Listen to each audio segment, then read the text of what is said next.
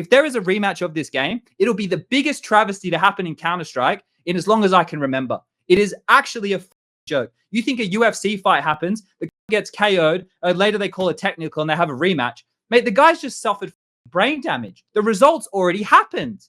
What do we try? We cannot replay this match. There is no way in the world we can replay this match. Add some fun to your space with Xtrfy, designed in Sweden with focus on quality products built on experience. You're looking at Project 4, their 4th generation of products with super cool colorways to stand out, with matching sets to satisfy with a solid B4 bungee, lightweight ergonomic M4 mouse, the K4 keyboard is fantastic, all of which are performance focused, and finish it off with colorful GP4 mouse mats that are bold in design and smooth on the surface. The retro theme in particular has got the feels. Complete your setup with Xtrfy. No regrets guaranteed.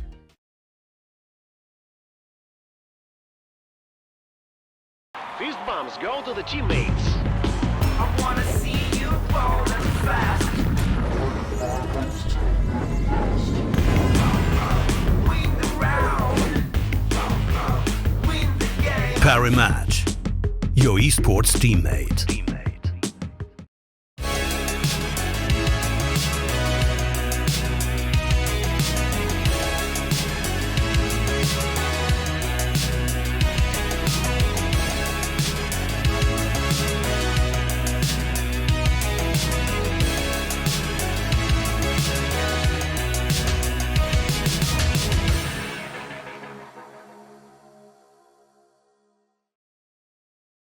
Ladies and gentlemen, boys and girls, hold up.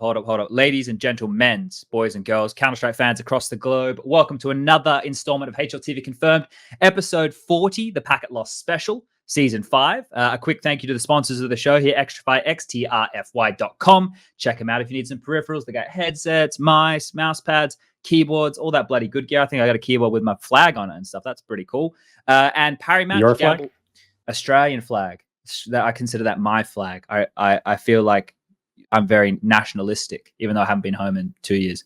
Parimatch.com, gamble responsibly.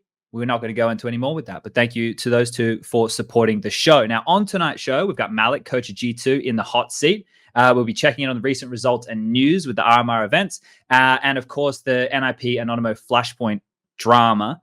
Which is going to be quite a lengthy discussion here this evening, ladies and gents. So fucking strap yourself in for that one. But before we can get there, we need to go through all the housekeeping. So introducing the regulars, our wonderful, always chirpy producer, Lucas. How you doing, mate? I don't know, Chad. Okay. Is it because I said something nice about you? Yes, I don't like Okay. it. All right. We can keep it. We can keep it. He doesn't know how to deal forward. with this stuff, man. I'm going to try and do, I'll try and do nicer things and see how Lucas responds from here on No, out. please don't. All right. Well, we'll find a middle ground. We got some quick fire questions for Prof and Striker today because we have a lot we want to get into. So these are very food centric questions and very quick, Striker. So this is not going to be. I'm going to want your snap answer. I know you like to process stuff, but I want what your heart's telling you or what your stomach's telling you. Go ahead. Sweet potato fries or regular fries? Regular. Okay, that was easy. We fucking smashed that one out the door.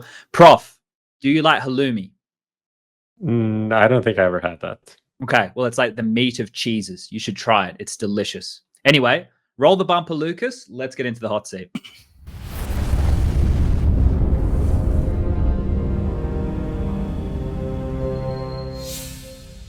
All right, we're back, and we have the hot seat. And appropriately for the hot seat, not appropriately for the hot seat. I'm reading a script that I wrote for myself. I still fucked it up. A very warm welcome to none other than Malik, coach of G2, dating all the way back to 2018. That's a bloody long time, mate. Thank you again for joining us, Malik. And look, I guess we'll start off on a personal note before we get into the nitty and the gritty of the Counter-Strike. How's life treating you in general, mate? Is everything cool? Yes. Hello, guys. Yeah, life is treating me actually really nicely. I just moved in a new country. Okay. That I like a lot. It's great weather, great atmosphere there, really good people. Oh yeah, life is good. Life is good for me. You moved during the pandemic. That must have been fucking nightmare. I did. It was expensive nightmare. Oh, yeah. How to move a country when It's this kind of conditions. But yeah, it's fine. Okay. Well, you made it. Now, look, as I mentioned, we have a lot of drama to dig into tonight. We're not going to start there. We're going to start with what may have been one of the biggest roster changes or the biggest signings in recent history. I think Device kind of overshadowed that with his. But obviously, we're going to go back to it was late October last year. It was when NiKo was signed for G2. Now, I want to ask you something here. You can just say next question, please, if you'd like. But ever since you got Hunter and Nexa in the team, this was DreamHack Masters Malmo 2019. You guys all met yourself at the event together first time. Yes. Did you kind of get a feeling after you got to know the Nexa and the Hunter combo? Did it always have like a spidey sense tingling that NiKo may be a possibility at some point in the future? At that exact time, no, but very quickly, yeah. We knew that Hunter and NiKo. I mean, if Hunter would prove that after Crazy that he could take it to the next stage, it was definitely a thing. And playing together was definitely one of the main goals. I think both of them. So whether in G2 or somewhere else, actually, which would be maybe important on further questions. Yeah, like for sure, you could feel the Kovac brothers would play for sure. Oh, okay. Well, that is leading me down a path. Other questions. Would it have been that maybe Hunter and Nexa, or maybe just Hunter, wanted to play with NiKo that bad? It meant maybe they didn't play under G2.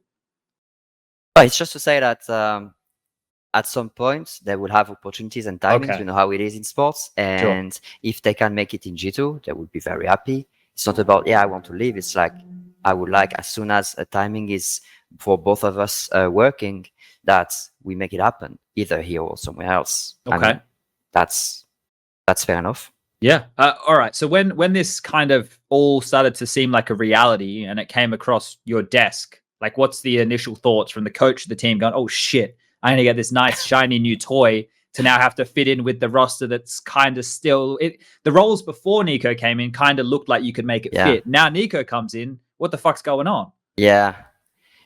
You script many questions because a lot of things happened in between. Okay.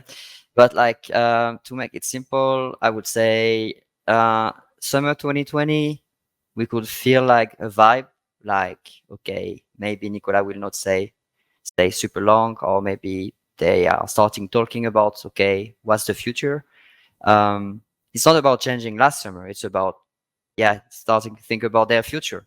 I think it was around spring, summertime. Basically, after Hunter had a great run with us. I think it was important as well. Even though they are close, they also want to compete and win things. I think the fact that 2020 was great for Hunter and he showed really great things, you could feel like from June, July, it started to be okay, maybe some things will happen in the future. Okay. I guess when we look at the fact, Prof, you've got a follow-up question. I love the new system. There we go. Jump in. I see that you're kind of struggling. I was going to start taking us to Jackson Amanek, but jump in here. Just to expand on what Sponge asked. Obviously, at one point, there was the whole situation with NiKo wanting to leave FaZe, which probably wasn't just this year, but last year in the spring, summer, before that as well. But when things started to be a bit more realistic, who approached who there? How did that decision go?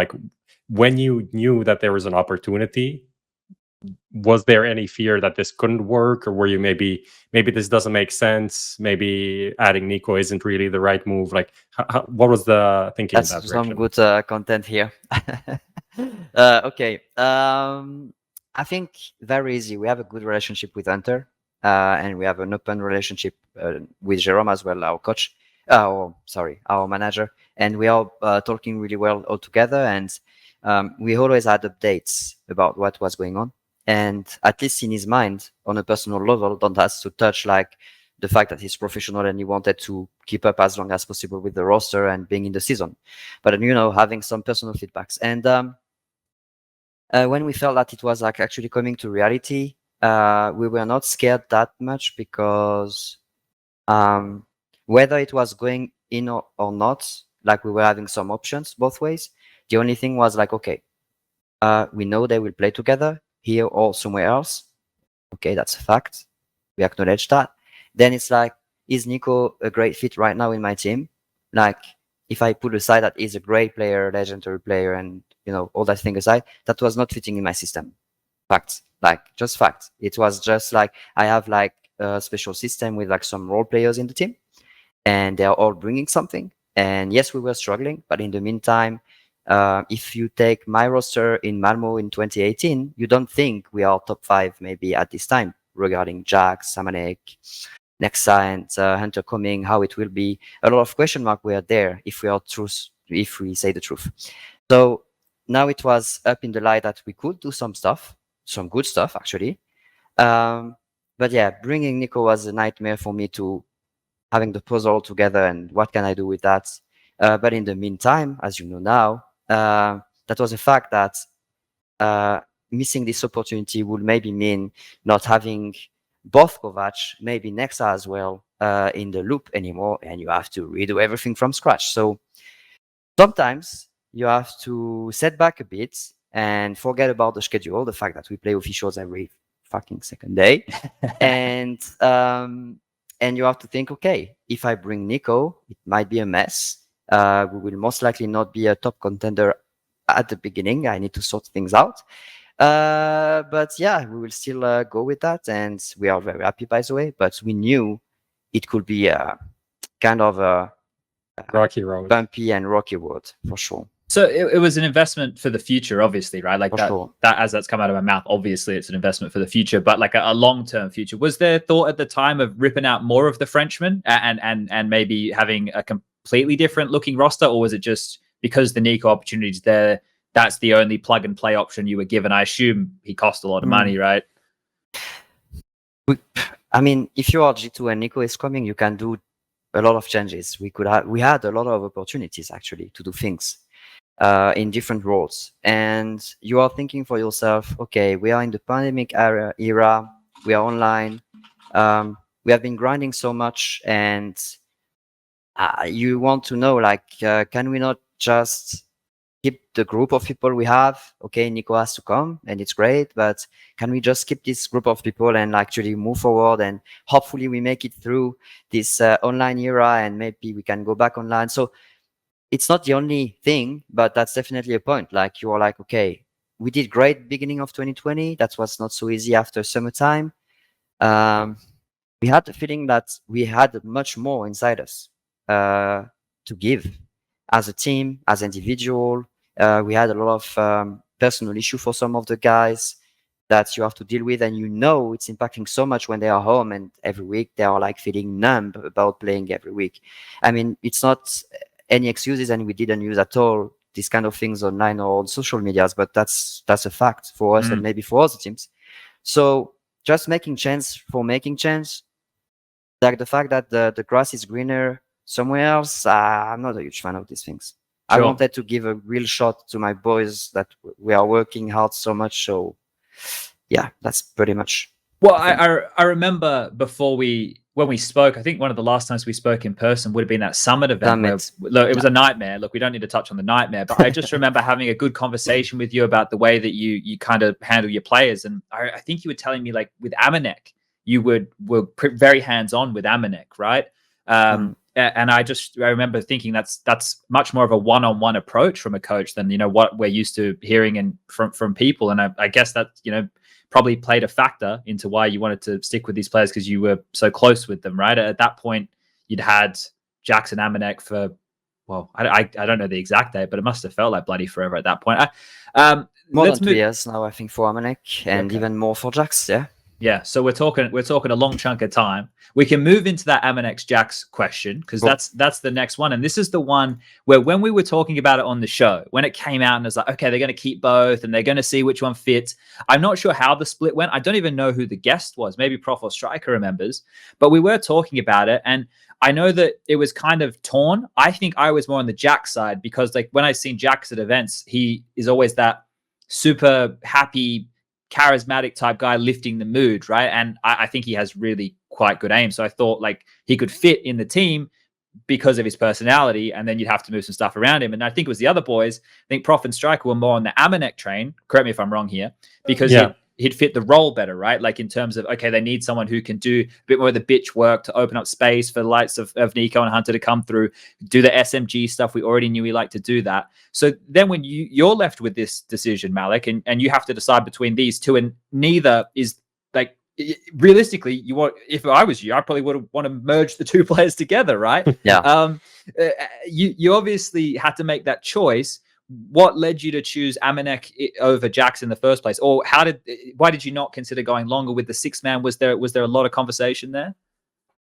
Yeah, a lot of talks and late nights. Like Jax and Amanek for us, I will not compare them role for role with other teams or the potential better fit that you go on the forum on Match LTV and you have like great roster all the time or whatever, people knowing everything.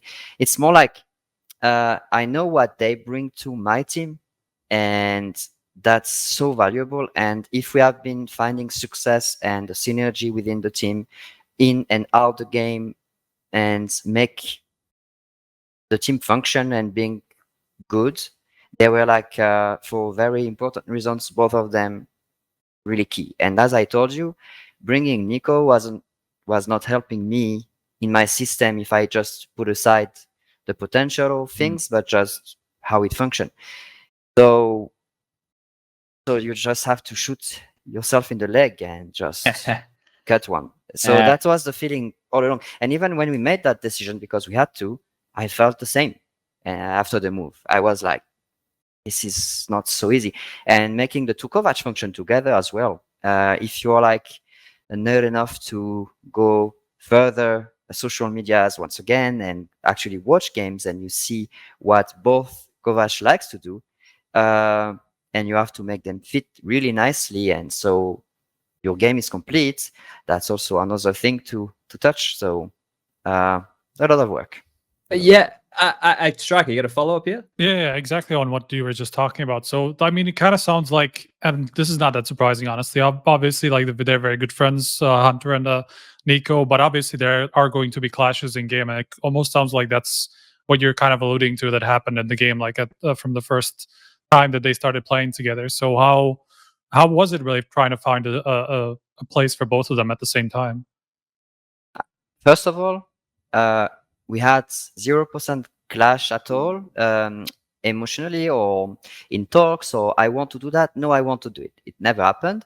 So it's easy, like just within time, they try to adjust themselves, but that means they adjust themselves personally. So they have to relearn a bit something or like step back on this map. But they are really willing to do things to work, because obviously this is a dream for them to play together. So they have, even if I'm not there, even if they would do that in another team, they would have to do it. That they would have to find like the perfect combination for the both.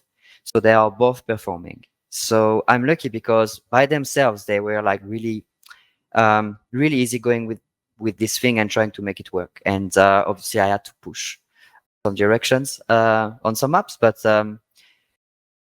yeah, and losing Jax, so you have the two Kovac. Yeah, it's great on paper, but then on so many scenarios, you're like, oh, it was actually not bad to have Jax going in front with the other guys behind. And oh yeah, we are not so great maybe in terms of composure at clutching. Who can do that in the team? So you're like, oh, okay, I have to find someone to handle those situations. I don't know. It's so many topics were like mixing up, and I'm really happy with what we are doing now, because it's not pretty, but we understand what we are doing.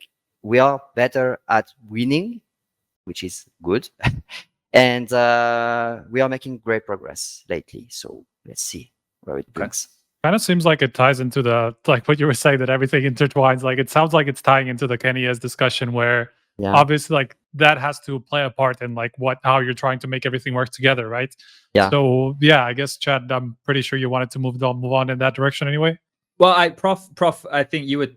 I had like a small question. Like with all of these clashes, obviously there is that talk about from Yanko and Launders. I think they had a bit of a, not a back and forth, but maybe a disagreement on G2 at the time. Like, is there a clash between the two players? I just wanted to ask, like, on what map, on what side was there like the most overlap between NiKo and Hunter? What was the biggest issue? I will keep it big for you. and I will keep my roster as it was. Let's imagine you don't have so much team player. When I say team player, I speak Stico. I speak team player. I don't speak because they will all say they are team player, but you know what I mean. Yeah. And you have like Hunter. He's aggressive in his mind. He's really towards the team and everything, but I mean, he's like driven by aggressivity. He likes to do things, moves, and if you put him on the side of the map to control an area, he will fall asleep. Like it's not really made for him. Then you have Nico. He likes to be aggressive as well. Then you have Kenyes that likes to be aggressive as well. Then you had Jax that was liking to be aggressive as well. And then you have Nexa that is calling from the extremity side. And imagine just the thing you go and practice and imagine how it is on TeamSpeak. And you're like, okay, all right, guys.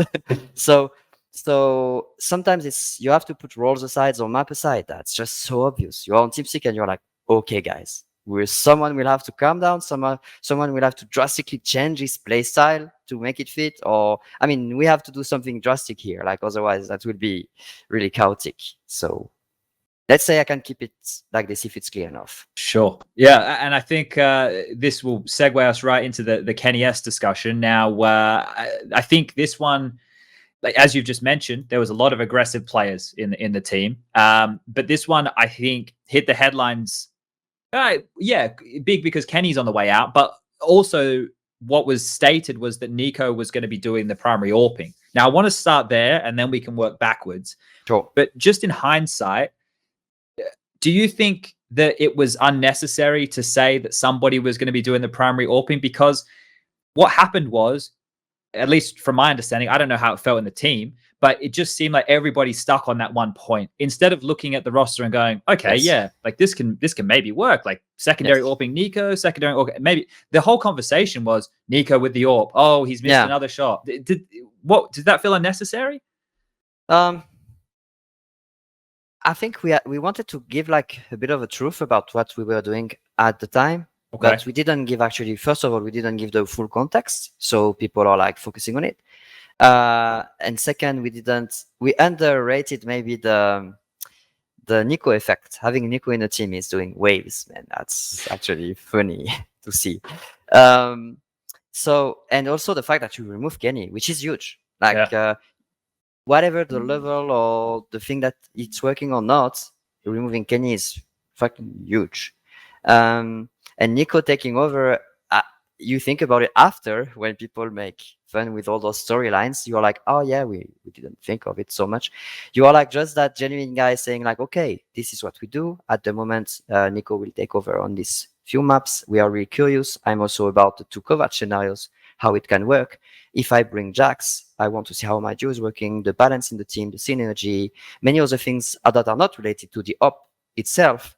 And the fact that on some maps we wanted to be also more, again, we have some aggressivity, so we are good at trading. If you check 2020 statistics, we were like really up there. So you're like, okay, what can we do about it? And then yes, just because of a few sentences, couple of matches, Nico trying to adjust and see how it can go, it went really a bit crazy on the media. But we stayed really calm. And it's not like we think Nicola will be main opera and like being great. It could be. Obviously, the way he improved himself, he felt himself. You can think, and the fact that Amanek is chiming in and actually doing it honestly really great. The ways, also the play style he's having with the op, which is fitting us because he's like a great support in the meantime, which we were looking to do with Kenny in the first place, which is not fitting for Kenny. So yeah, just by working out the things, thinking big picture, long term, major, end of the year. Hello, we have to play every week. Hello, we have a group of people that we believe in. So we need time to figure it out. And once again, I'm happy we are on track. And if we need to do some changes again, or like to whatever, or having a crazy opener in the future, we will do whatever it takes. But right now, we don't need that. And I think we are showing that we win more. and hopefully we will show more beautiful things to see in the future. So yeah. Okay. I have not a maybe a tough question, maybe not a You tough can- question. You can try. But I can skip. the Yeah. whole Can I? thing- Of course. press the red button and it's just Yeah, gonna okay. launch you out of the chair. All right. and Yeah, I into will. into the air. Obviously, when the Nico opping came in, a big part of the discussion was like ZywOo best player, Opper, Simple best player, Opper. Nico wants to be the best player. That's why he wants to op. So was there a degree of that in the talks? And like sub question, like did you see Nico as an opper, like as a main opper? Do you think that suits him as a player? First, he didn't ask for it at all. Like at all. Like there was no moment where he came and like I would like to be an opper because it's my only way to. No, he was really focusing on other things, trying to fit to the new team and etc. And that was not even crossing his mind when we brought the topic with Hunter and myself, to be precise. And we were thinking, okay, if we try without Kenny, how does this work? And we were thinking about, once again, the whole picture, the timeline, where we want to be good. You know, when you invest in Nicola and what it means by saying investing, you have maybe to skip like, okay, maybe it will look ugly for 1 month, 2 months, but maybe we need to still try this. And it was quite natural to just have a look. And from what I saw, what convinced me a bit to be curious about it was Dust 2 phase. I've been watching some demos from him, just to realize a bit how it is, what he was doing with it. And also Nicola is having great communication, being in the attack trio, because it's not just about the weapon, it's about the position, being right behind Hunter, and like the way he supports, the way he talks. And Nexa is calling from the side, so having Nico having this secondary voice, that made sense on not just opping and killing people, but in my system, I was like, I'm curious about it. I want to see how it's going. Obviously, Nico, sorry again. He missed a few shots on Mirage, and then his op career is like already, you know. But there is so many other aspects. Common TeamSpeak and here, like maybe you'll see like Nexa and Nicola doing great. He's right behind Hunter and Jackie, and you're like, a lot of things that I like more than the 6 months I was spectating my team. A lot more, a fucking lot more actually. But you know, you have to. Yeah. Anyway, I don't know. People are missing some big points there. It's not just the weapon you have in hands; it's where you are and what you do for the team. So, if we're going to be honest for a second, Malik, I'm sure that you've seen highlights that the people at home probably haven't seen. I would say Nico with the AK in certain situations where he could have an AWP is probably 10 times better with that AK than It's the true. AWP anyway. it's Right? true. Yeah, for sure. Must be nuts in the server when you get to like actually sit there and watch this guy. You have 3 players with that first bullet accuracy that's just fucking mental. Like Jax, Hunter, and Nico. Like some of the shots that you must see in a prac game must be mental. I couldn't imagine. It's even more than what you can see on officials. If you start rolling on practice and they are like a bit released, yeah, sometimes, some days you see some crazy things, I would say. Yeah. Okay. Well, I think maybe we should try and just talk a little bit about the Kenny. Actually, Yeah. The Kenny side's a difficult one, right? Because Kenny's looked at from the community, I would say, as one of the greats, right? I think when we heard from Nexa and Hunter and they joined the team, that we get to play with Kenny, you know, like it was a huge deal for them. Kenny is a prolific name. To have to remove him from the team. Was there any thought of like, hey, let's just let Kenny go? Because I think like Kenny's, to me, seems like the type of guy, we let him go roam in the paddocks for a while. You know, Kenny, go do what you need to do, right? He's that kind of player. Go get it out of your system and then come back when you're ready to fuck people up again, right? Was there a temptation to kind of just do that and just see how he comes out the other side of a bit of a break, or was it just this has to end? I know that he's still on contract, right? But Yeah, he's on contract. Honestly, first of all, it really tried hard, even though it was not showing statistically or whatever. He was really trying hard the last month, having great routines, really trying to be as best as possible, fit for the team, and just trying to understand. I don't know. He was really like doing big efforts. And so that's why it was actually hard. And we were like, maybe it will work out if we wait a bit longer. So that was actually tough on that matter. But no, when we decided to stop, I mean, 99%, because you never know. We didn't plan on giving a break or something. We were just thinking, okay, we have to turn the page with this and focus on all the matters we have. Because obviously I'm not sharing maybe enough context for the people to know, and that makes sense. But by removing Kenny, we had like a list of clear-cut topics where we could focus on to bring back a team that is competitive. I'm not speaking of lifting trophies, but being competitive, having the proper synergy, having a system that makes sense. And even though that would not make sense with the op role, it was checking a lot of boxes on other matter. And we really needed to see, because we needed to light up Nexa again, Hunter again, and all the players again. And yeah, that was definitely not a good phase for us. If you check the results last 6 months, before, I don't know, even honestly, after Cologne last year, that went downhill so badly. We were like having 20% win rate on maps. Like we were like really bad actually, in terms of what we could produce. And you know what? We were working. Really, that's the thing. But that was really, yeah.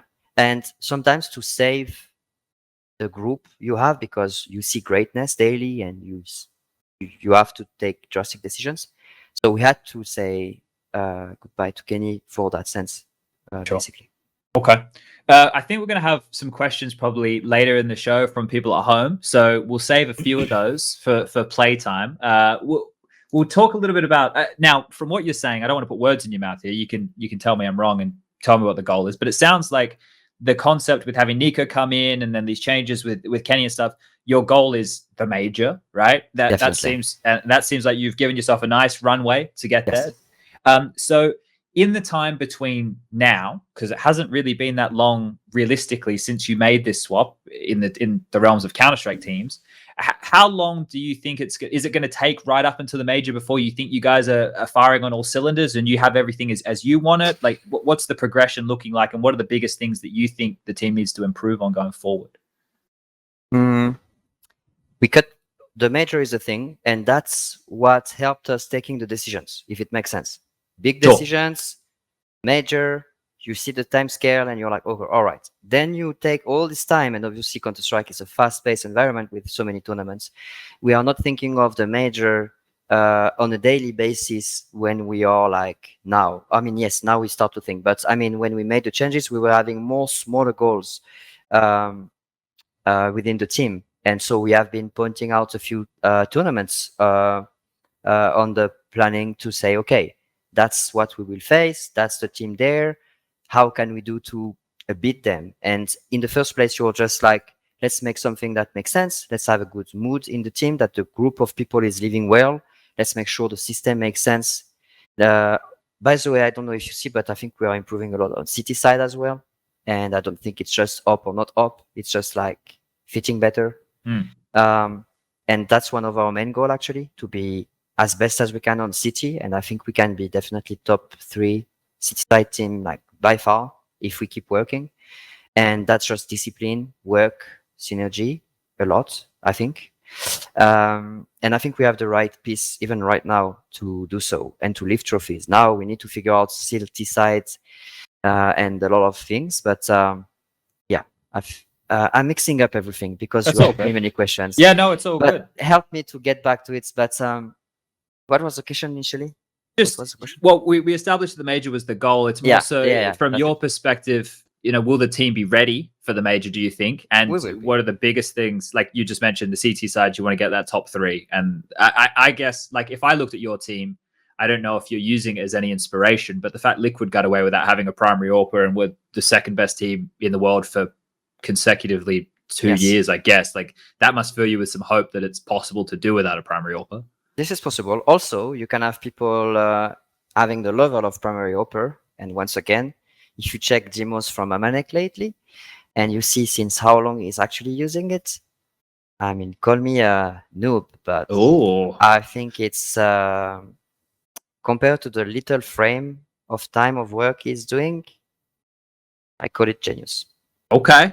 Call Okay. it That's one genius. to look He's out learning fucking fast. And yeah, just if you watch demos, movements, support, timings, always pitch perfect on his timings, rotations.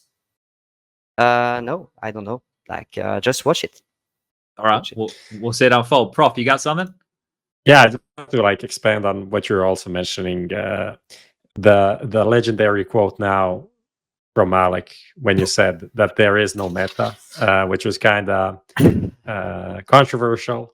Yeah. Can you explain? Give some context of the time. I don't remember after what game it happened, but it was like It was maybe I think before like game. second event Yes, after yes. Kenny S was removed, something like that. And Yeah. people are asking about, oh yeah, every top team needs an op. It's an op heavy meta, stuff like that. And you Yeah. said there is no meta. So give us some context. Explain. A few things. I'm a bit emotional, so if I have question that piss me off a bit, and I'm live, I answer it. And when I answer this question, it's a gentle way to say, bro, just wake up and try to find something else. You know, like it's every day I wake up, you open like social media again, or you listen interviews, and the focus is all about that. When I see so many topics, really proper of CS topics that are so much better, and it's just turn the light on. I don't know, and I don't know. So I was a bit. First of all, that's the thing. Second is I do not think that yes, you need an upper, but I do not think that I will not speak being the best and creating an era here. Okay, but being a top 5 team in the world with the pieces we have, without having a dedicated primary star, shiny MVP upper, I don't need it. Now, take that into consideration and check what with the shit we did for 6 months, and just think, okay, I do not have a dedicated upper, but I'm coming back into top 5 now with what I have.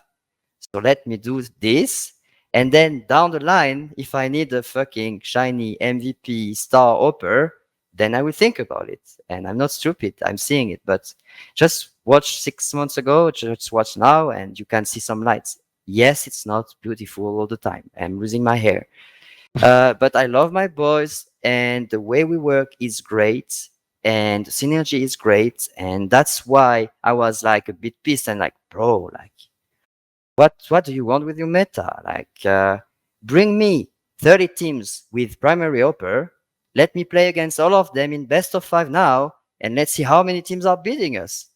So now fuck off, you know? So in my mind, it was a bit like this. So maybe I was a bit over the line, or maybe it was not the right wording, but bro, sometimes, yeah, step by step. We are not Astralis now. Yes, I know. But yeah, just let us like find a vibe here and win some games. Sure. Yeah. I think there's plenty of AWPers out on the market anyway, right? Like if you ever need an AWPer, it's not like you have to go far. I had contacts with them, a few of them. I had opportunities as well. And people would say, oh, what the fuck? And on top of that, he had opportunities. What the fuck?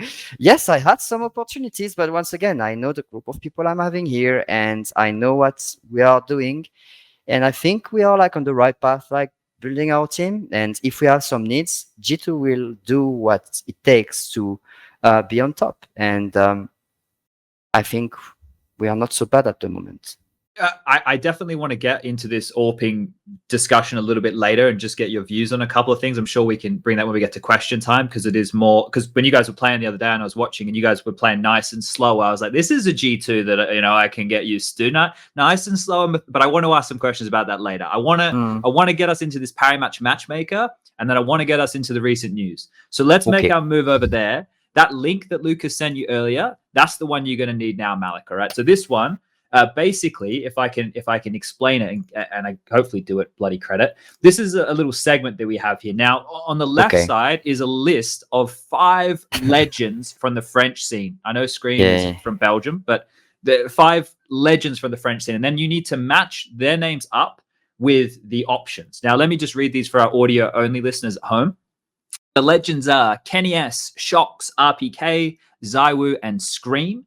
And the options that Malik has here to tie them to are best mechanics, annoying to face, least coachable, leech, what the fuck? Most coachable, and biggest talent. So out of that list, as you go, so just talk us through your logic as you go down that list and you I match can them up. try. Okay. So the good news is like Zywoo is the only one I didn't coach myself, and I think I will go with biggest talent. So I guess not taking so much risk there. Even though, I mean, I will still coach that because I cannot say I will go with that. Okay. Who else so now- comes close? What did But you? I think because like when I was playing and we were playing on CSS back in the days, Redline. all these periods, Shocks, even before Redline actually, Shocks was 15, and we had these TeamSpeak servers, and we were like all meeting up there every night. And even though we were not from the same teams, we would meet all the time. And Face It was not even existing, so we were just meeting up and doing some 10 mans. I don't know how you say that. Pickups. We called it pickup back in the day. And we were playing every day. And Shocks was just a god. And Shoxy Jesus was the thing, he was just untouchable. And that's why even though now Shocks is like well known and is not seen as Zywoo, and people would think, oh, what is he saying? Like if you watch Shocks on the server maybe 10 years ago, 8 years ago, I don't know how many years, he was really impressive because he was just amazing. So that's why I think Shocks is up there. Maybe not in his form now compared to Zywoo, but I think he was one of a kind in my opinion. Kenny was good as well, and PK and Scream as well. But yeah, Shocks was more well-rounded. Communication, reading the game, headshots, clutching, bro. He was doing everything. But yeah, best mechanics. Ooh, a couple of options here. Yeah. CSS again, but PK was insane. And even, I don't know. But I will still go with, I think...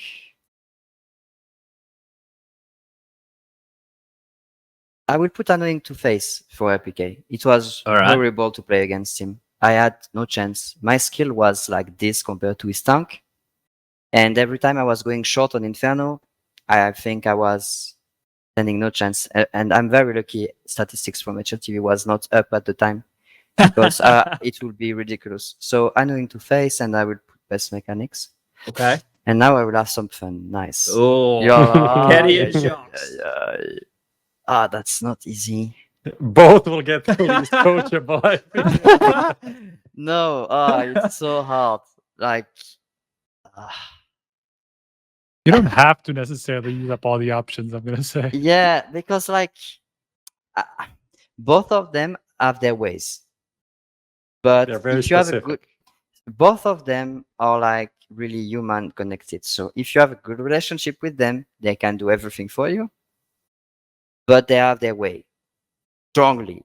So because of that, I have the feeling it's weird to say that, it's maybe a bit too political, but for that reason, they can both be most and least. Like I had great moments with Kenny where it was really good. We were talking a lot and he was listening so much and like actually putting things, and I would see it on the server, like really, I don't know. And same for Richard. So Look, I guess you they can can pick be two both things, angel so- and hell. It can be hell and angel. So They can be both. yeah, is it Okay. possible? Yeah, It you can be select really both. dark and really Yeah. I think I experienced both with both of them, to be honest. Well, I was going to say that's probably one of the reasons why the super teams of old never really lined up, because I know the type of players you're talking about in terms of being very particular in the way they want to do things. But if you buddy with them and you have them in a good mood or they're motivated, yeah. you can get them to do whatever the fuck you want. You can be Exactly. like, Kenny, this place here, you're going to kill everybody, and he'll fucking roll in there and do it. So Exactly. I know exactly what you're talking about there. And I think that probably plays into both of them being quite emotional players as well. You get to see that. People at home get to see both sides of them when they are playing. Yeah. And having too many of them and to align them at the same moment or for a longer period, yeah, maybe it's challenging actually. I know it's challenging, but yeah.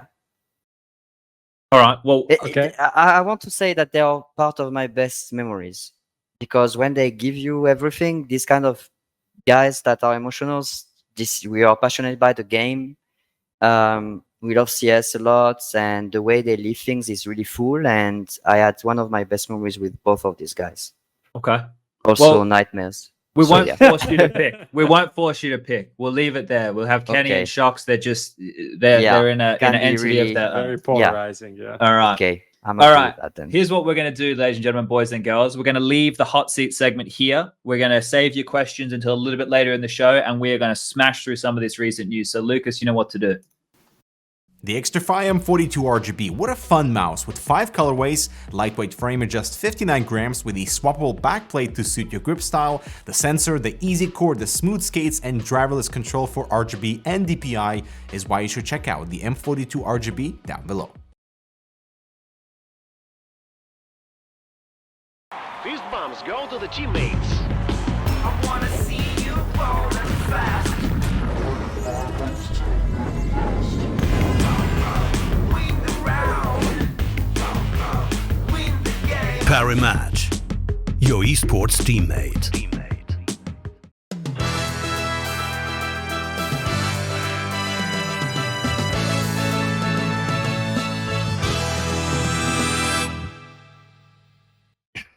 All right, Lucas has count us back in, and we are good to go with the recent news. Now, we're going to kick things straight off here with Alu taking leave. Now, I won't lie, I didn't read the article. I just saw the headline, and I went, yeah, kind of makes sense. So, Striker, can you fill us in with a little bit more? Because that's probably not enough analysis. Right. Well, it seemed to me kind of like the classic burnout thing where somebody just asks for a leave of absence for a while because they've been feeling pretty tired from playing all the time, for a couple of years straight. Alu obviously didn't even get to have much of a break, like around the birth of his child and all of that. So I guess it's just kind of caught up with him. That's kind of what I'm reading into it.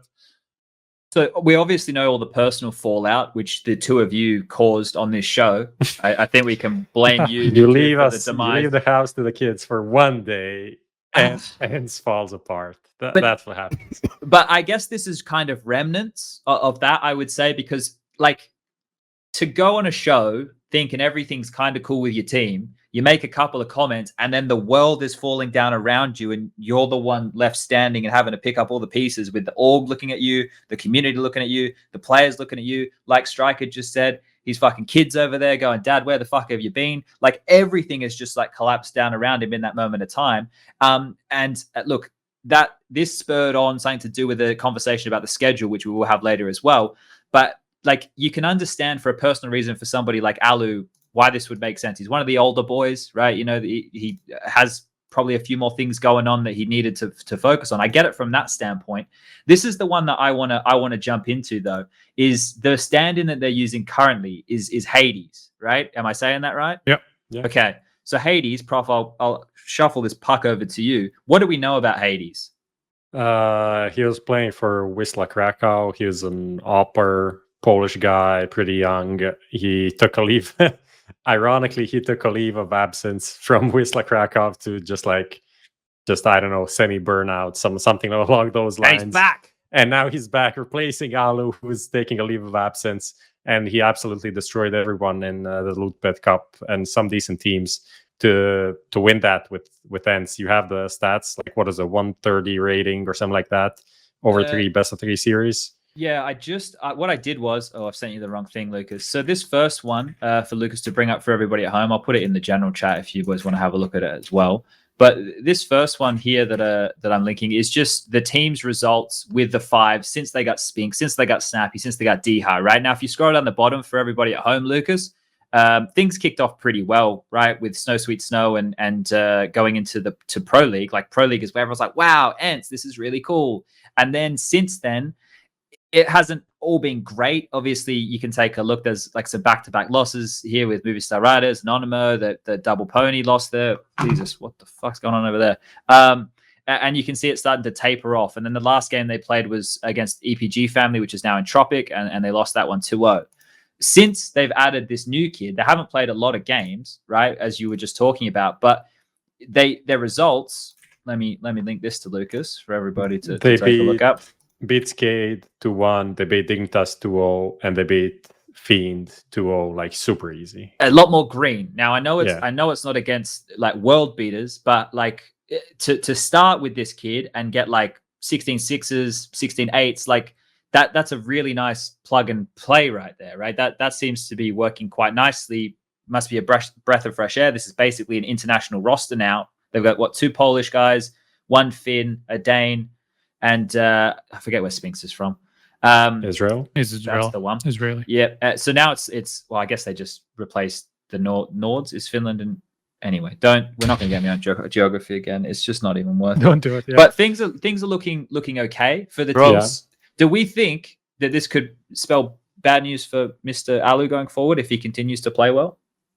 I guess so. Yeah, of course. Like, this is a guy that you could probably get for cheap and not pay too much. Like, it's not like you're signing Kenny S from G2, right? Sure. So it's going to be much easier to get Hades into ends than a Kenny S or someone like of that stature.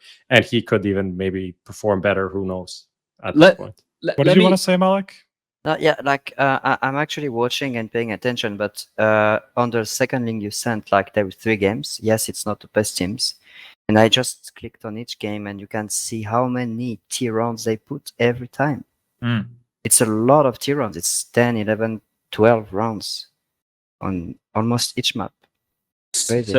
So what would, like, if that right there come, like, obviously it's hard, right? You're not in the team, you're not like there, but what would that be an indicator for you, right? If you saw that, what is your immediate thoughts? Like, because it's a player change and quite a big player change.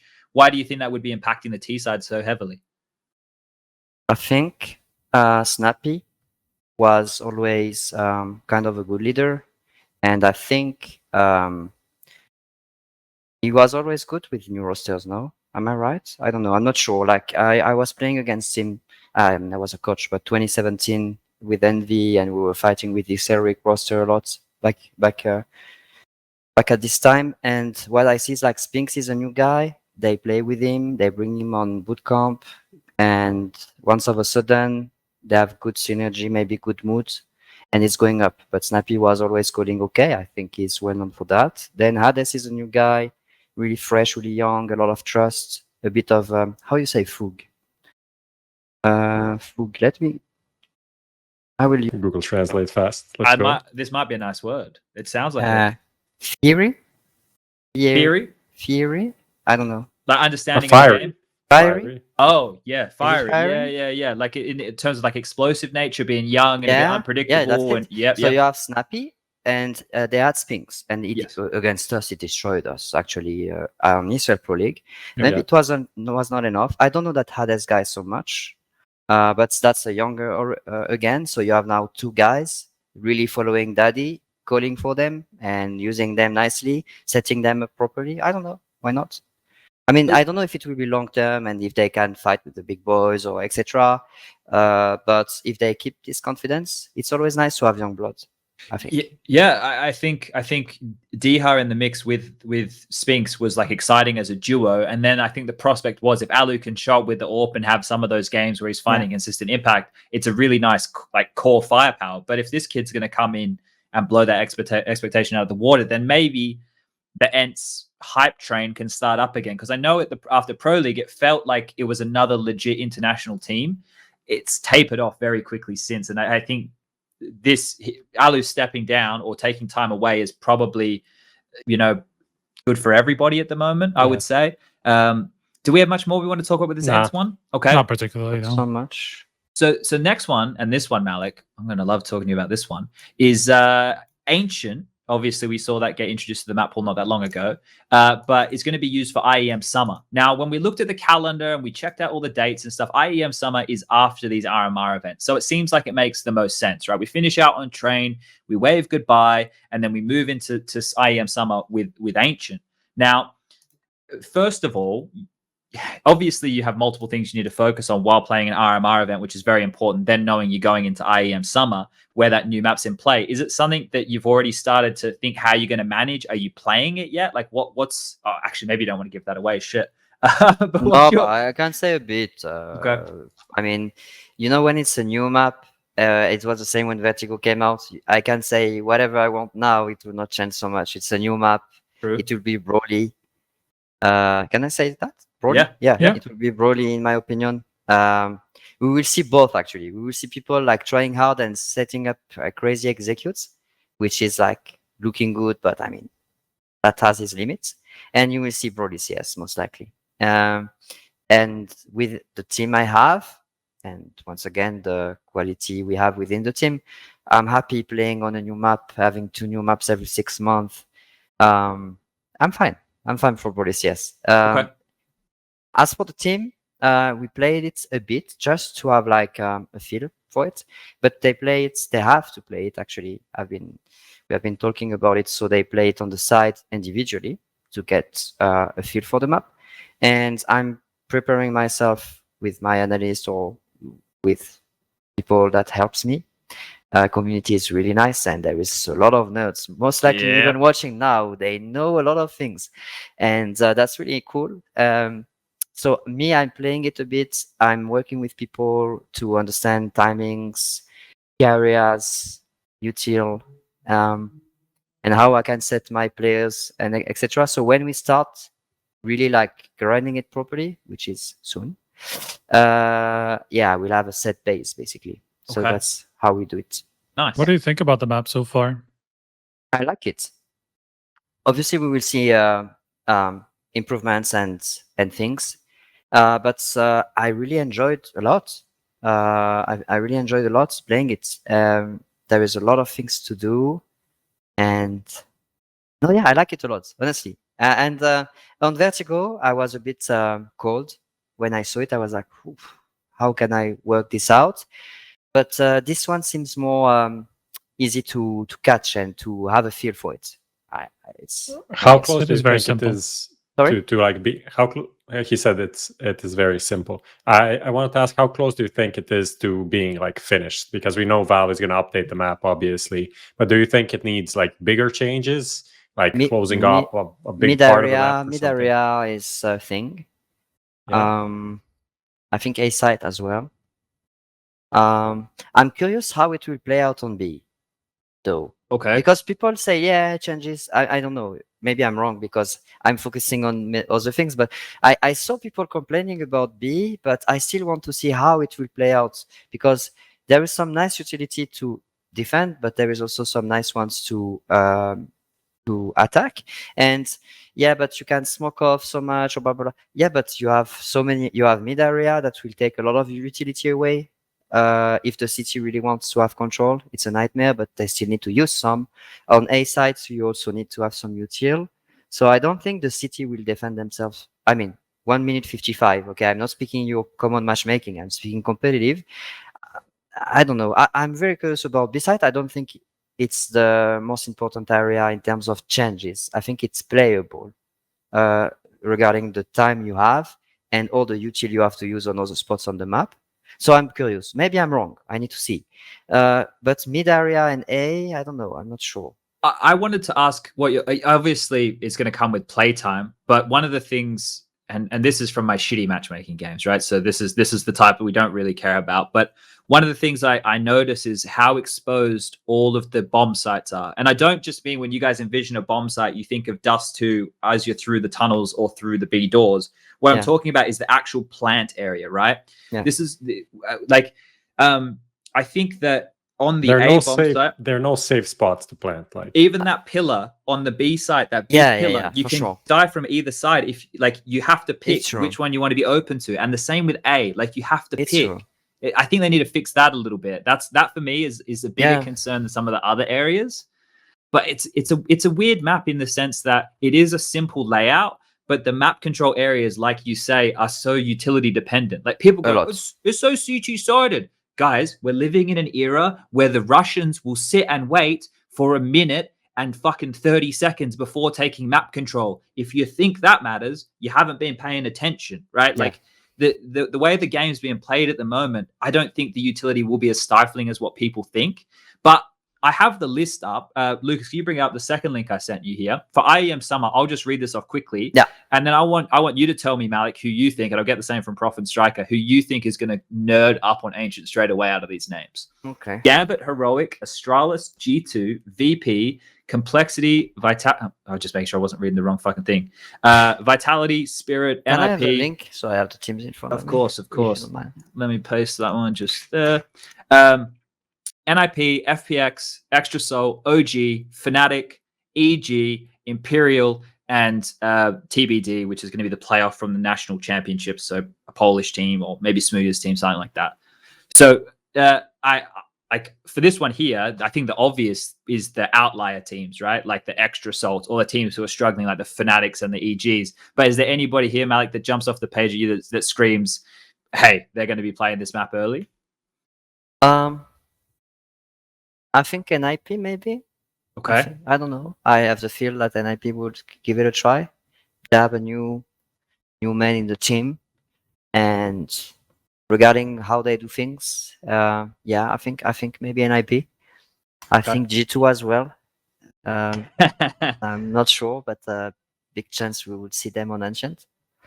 But there is teams that don't maybe benefit some. Heroic will, I think. Okay. And Hendon is their coach. Yep. I think he will put foot on it.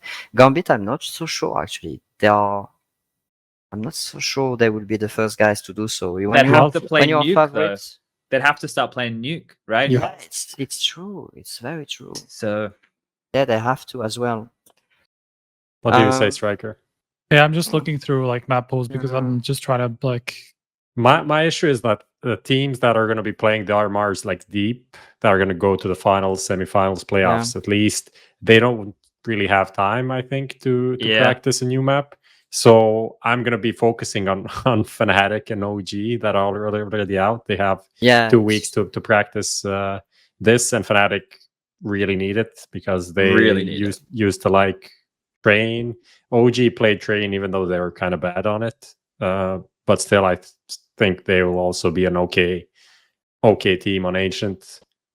FPX would be a team I think would geek out on it, and I just don't know how much time they'll have. I think for NIP, they'll have the most difficult time because they need to work on all maps. So I don't know how much they'll have time to work on a new one as well. Maybe they prioritize Ancient over something else, but I don't know. David, there is another question to take into consideration because we are speaking about IEM Summer, isn't it? Yeah. Yes. And it's very short term. Yep. And sometimes it's not about map pool. It's about strategy. Strategy about what is my plan? Is IEM Summer a priority for me? Is IEM Summer a tournament that helps me to grind Ancient and see it? And I will even pick it because I really want to be on edge and leave the games and prepare what's coming next. Or is it IEM Summer like I'm playing on my strengths and I don't need it? I don't know if it makes sense, but I mean, as G2, I know it makes sense. It definitely makes sense. To not just see it as map pool straight away. As we said in the beginning of the show, we are playing every week, guys. And what's the best way to learn a map? It's playing it on official. Even if you grind it or not on practice, you really want to play officials and see. Maybe that sounds stupid because you might lose a couple of games maybe because of it. But some teams will go for this strategy and some other will try to play it safe, grind it on practice. They will watch 20, 30 official games to actually see how it's played competitively and slowly getting it in the pool and blah, blah, blah, blah, blah. So I think there is a lot of strategy as well behind it, in my opinion. Did you get any luck there, Striker? Yeah, I mean the one that jumps at me is Heroic, and that's just because their permaban is Dust 2 essentially, which is kind of like they can jump on this and just like get on Ancient early and just have a 7-map pool immediately, and they strike me as a team that would do that, honestly. Yeah, like, that just want to put like early time into a new map and just get an advantage that way. They really do. Vetoes. Yeah, exactly. I think they like to do that. So I wouldn't be surprised if they were one of the early ones. I mean, apart from that, it's probably going to be mostly the teams that don't really play this month too much. But obviously, like there aren't that many of them. Fnatic obviously come out as one, like the big example, because they're already out of flashpoints. They don't really have anything else to do in the next couple of weeks, as far as I know. So I think they could also use Ancient as a way to kind of like springboard themselves back into contention for like some of these big matches that they're going to play in the IEM Summer. So those two, I think, are like the biggest ones to me. Sure. All right. Well, I think this probably concludes the Ancient conversation and Yes. IEM Summer. I think one key point to point out for IEM Summer, and to back up your point, Malik, in terms of teams trying stuff with it, is that the points from IEM Summer do not count towards Cologne. the Master Championship of Cologne. It's for Katowice next year. So it's even more so an opportunity for teams to maybe have a feel with it. Exactly. And I hope we get a lot of Ancient, because I'm bloody looking forward to casting that. We have some kooky names for spots on that map. Can't wait to show you guys Hugo's bedroom. We need to play together on the map. Yeah, I'll show you all the stuff not to do. I'll All right, let's keep moving this one forward, and we'll keep with the RMR theme. I guess we were just kind of talking about the Major and Ancient and all that. Now, let's start with the CIS RMR, which was currently live. It looks like it has been temporarily paused. There are some issues going on. I don't know how much we want to like stick on these topics, because we have the big one coming up next. But I'll just say, let's just like cover it shortly. I guess that the Navi one is just because we talked about Navi last show, and you're trying to convince me that Navi now is the real shit, and they might be, but they did lose to Entropic. Yes, who are now 14th in the world, mind you. 14th, 15th, something like that. 14th. Yeah. That's pretty good. Best Czech team in the world in Czechoslovakia. They lost to them. We did also see Gambit lose to Spirit, which was also a kind of a contentious thing, because Hobbit isn't at the boot camp facility anymore. He went home, and then he had internet issues, and then they had to play like 4 rounds of the game 4v5, which is absolutely dumb. And they lost that. And now we have the Trident versus Pro situation. I don't know how much you've managed to catch of this. Trident are having tech issues, but Trident is that C's team. Team. They were leading 9-4 against Virtus Pro, and they had a power issue. They had this before, and yeah, they played the last hour. You were casting one. I was casting it. Yeah. Whatever happened, they had a power issue, and they had to forfeit the map. Yeah, and now it's 1-0. I don't even know how that works, but I mean, I guess the rules are like you have an amount of time that you need to like restart the game in. So I guess that time just like passed, and they had to forfeit the map. Fuck. I'm not into all of the details, so don't take it super seriously. But don't take it as like gospel. Yes, just like that. Okay. Exactly. Okay, so I just want to remind everybody here, we didn't talk about this last week, and we're not going to sink a lot of time into it today. But just on this Navi loss, just quickly, this region, I would argue, is the most stacked RMR event out of all of the RMR events. You guys That's probably true, yeah. You guys can say that Europe is all you want, but in the top 16 teams in the world, 6 of them are playing in the CIS RMR. Let that sink in for a second, right? That is how many teams even get through from that portion? Is it only? I think it's 5 It's teams 5, all together. Yeah. Okay, and all 5, all 6, but only 2 go to the actual main event, and 3 go to the main qualifier. Oh, the naming system fucking sucks. Yeah, I forgot about that. Challenger, legend, contender, whatever. But yeah, I think it's 2-1-2 or something like that. So yeah, not even the current top, like those 5-6 teams from the top 16 can make it through. So yeah, my point is this is stacked, right? And even the teams, like some of these names who, like you look at K23, you watch them, you think that they have like talented players in their roster, like Nemiga. Like you're seeing them every now and again popping off. Bloody Lollipop 2K with his spacer, he's still fucking at it. Like this region is, filled with talent. And the issue before was there was nobody driving the boat, right? What they had a bunch of talent all in a team. Now it feels like they've established leadership in the region, and we're seeing it, and they're pumping more through. And that's what I think is really cool with this region is,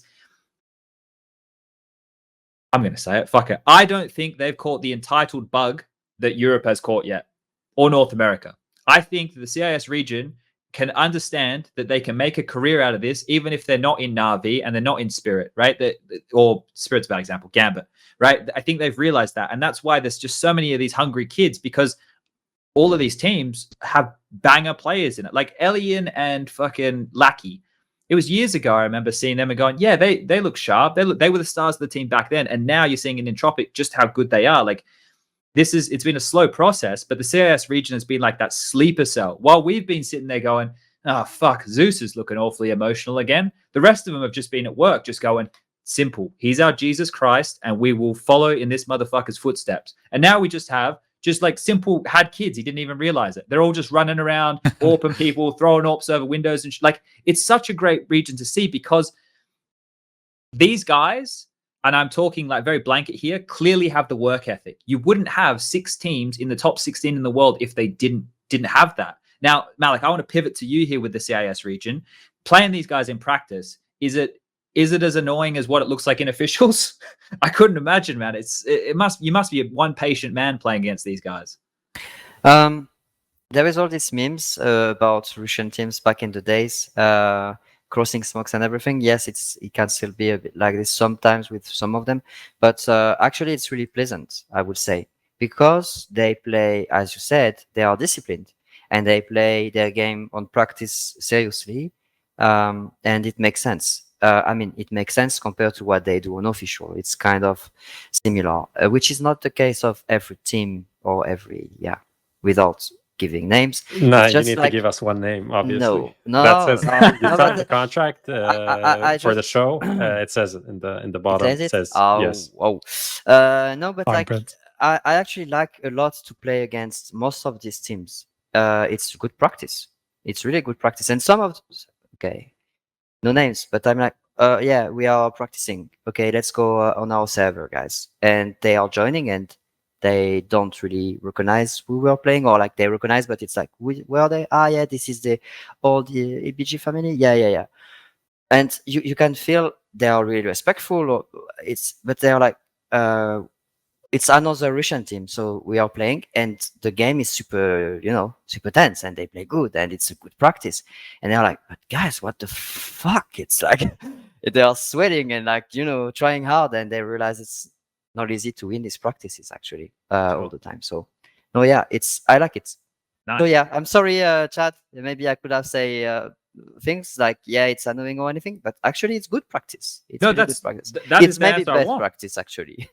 That, because like let's be honest here, right? The way that they're approaching the game, and obviously it's different for every team. Everybody does something a little bit different, but the way that the game has been refined now, back to those source days that you were talking about before, mate. Like, if we just cast our mind back there, I talked to Henry about this when we're reflecting on the good old days, and you sit there and you think, there was no way that my team or any of the players in my team were ever that diligent or ever understood like the level of Counter-Strike that they have taken it to. And people would use the terminology like they're trying too hard, right? Like that's what we would say. Like, Tryhards, stop being a geek, man. You're holding fucking T-spawn. Now it's like, oh my God, he's a genius. He's got the fucking rotation, right? Like the framing of what is acceptable in Counter-Strike now has completely changed. Yeah.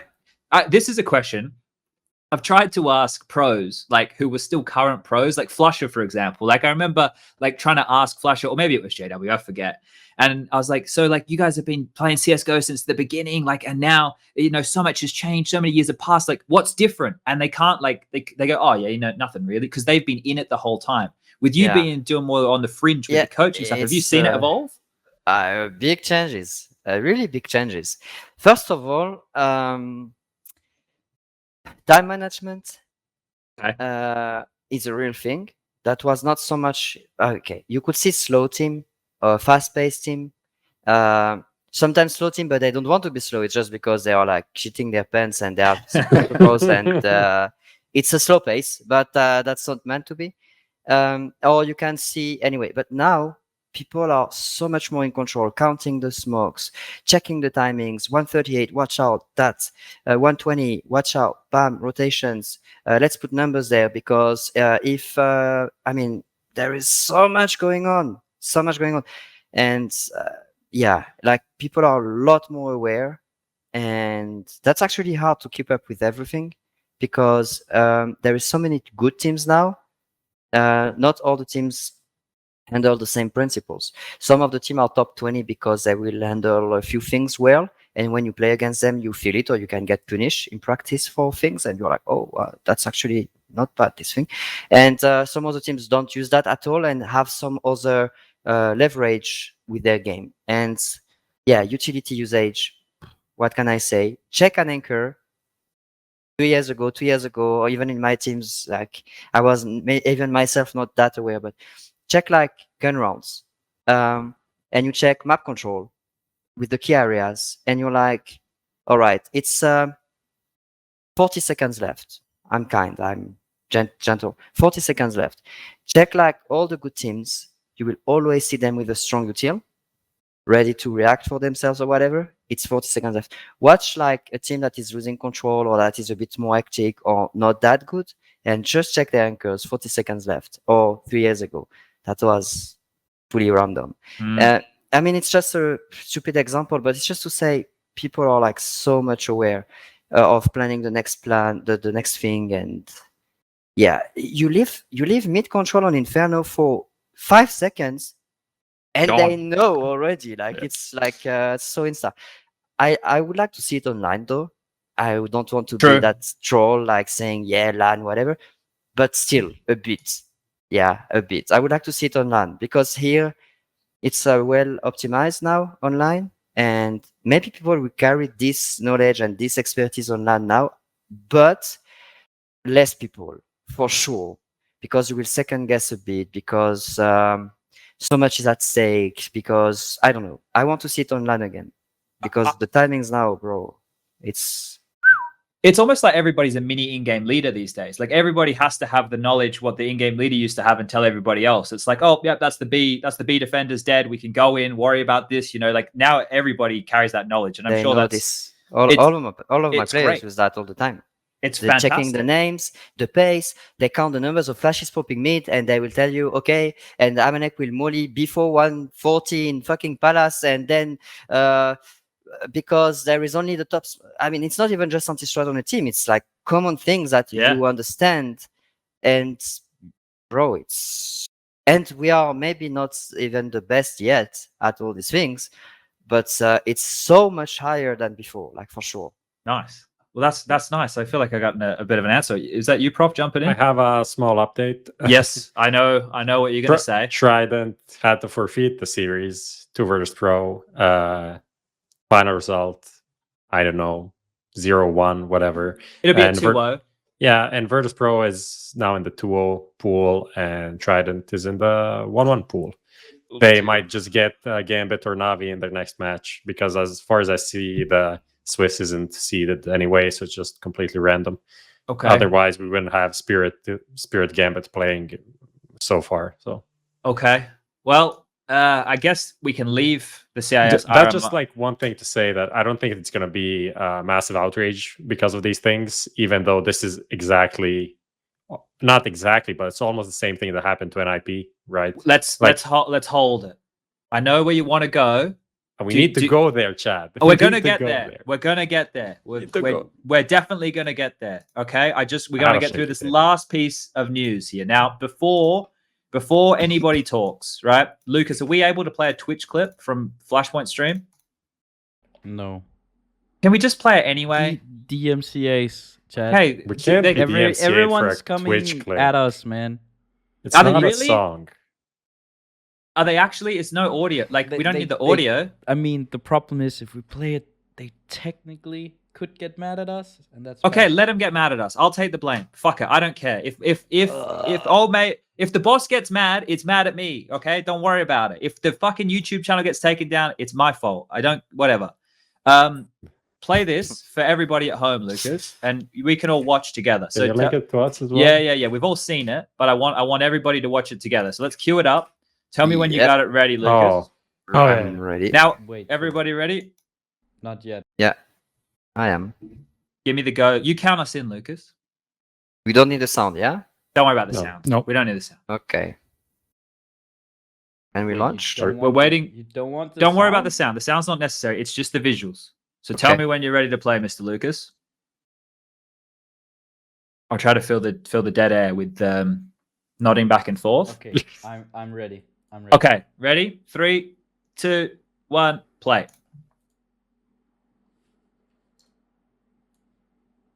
Now, for those people listening without audio only options, this is Fnatic sitting in a room after they were knocked out of the RMR event in last place.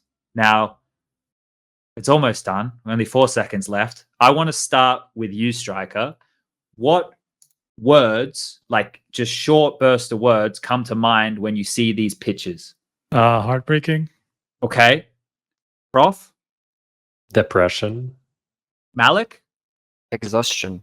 Oh, we got a Oh. couple of interesting takes there. My word is despair, right? Oh, Like- that's a good one. Now I want to start with you there, Striker, because you were the guy who kicked it off. So we may as well just go back around after we've Sure. established these words. Why is it heartbreaking? I mean, it's just kind of signifies what Fnatic has been through in the last 3 or so months, or maybe 4 months. They've just didn't get it. They just haven't gotten anything right ever since Summit, basically at the start of the year, Yeah. and they've just been getting bombed out every tournament they go to. So this is kind of like, yeah, this is like the end of the line, I feel like. So yours is from the standing back, emotional standpoint. Fnatic, this team, the players, the legacy. You just seeing how much it's falling apart, and you can see that it means something to them, right? That's what we're getting from Yeah, this, and that's it's the why worst. It's the worst, like most, I don't know, saddest response to a loss I've seen in a long time on camera, man. I don't remember the last time I've seen somebody be this crushed by a loss yeah. at a tournament. And I think a lot of people like resonated with that being because a lot of people remember the legacy Fnatic, right? So, Prof, why can you justify? For me, like the Crims shot was the most shocking one, just because like he's not the guy that gets sad that much. Like he gets upset, Mhm. like he gets mad. We like bashes the table, keyboard. We know that good old Crims, and then still wins the tournament back in like 2015, 16. But this was shocking to me. It just like seemed like there is no out. It seemed like someone died. Like, and when Sure. someone dies, you can't. That is unfixable. That's how I felt when I saw this.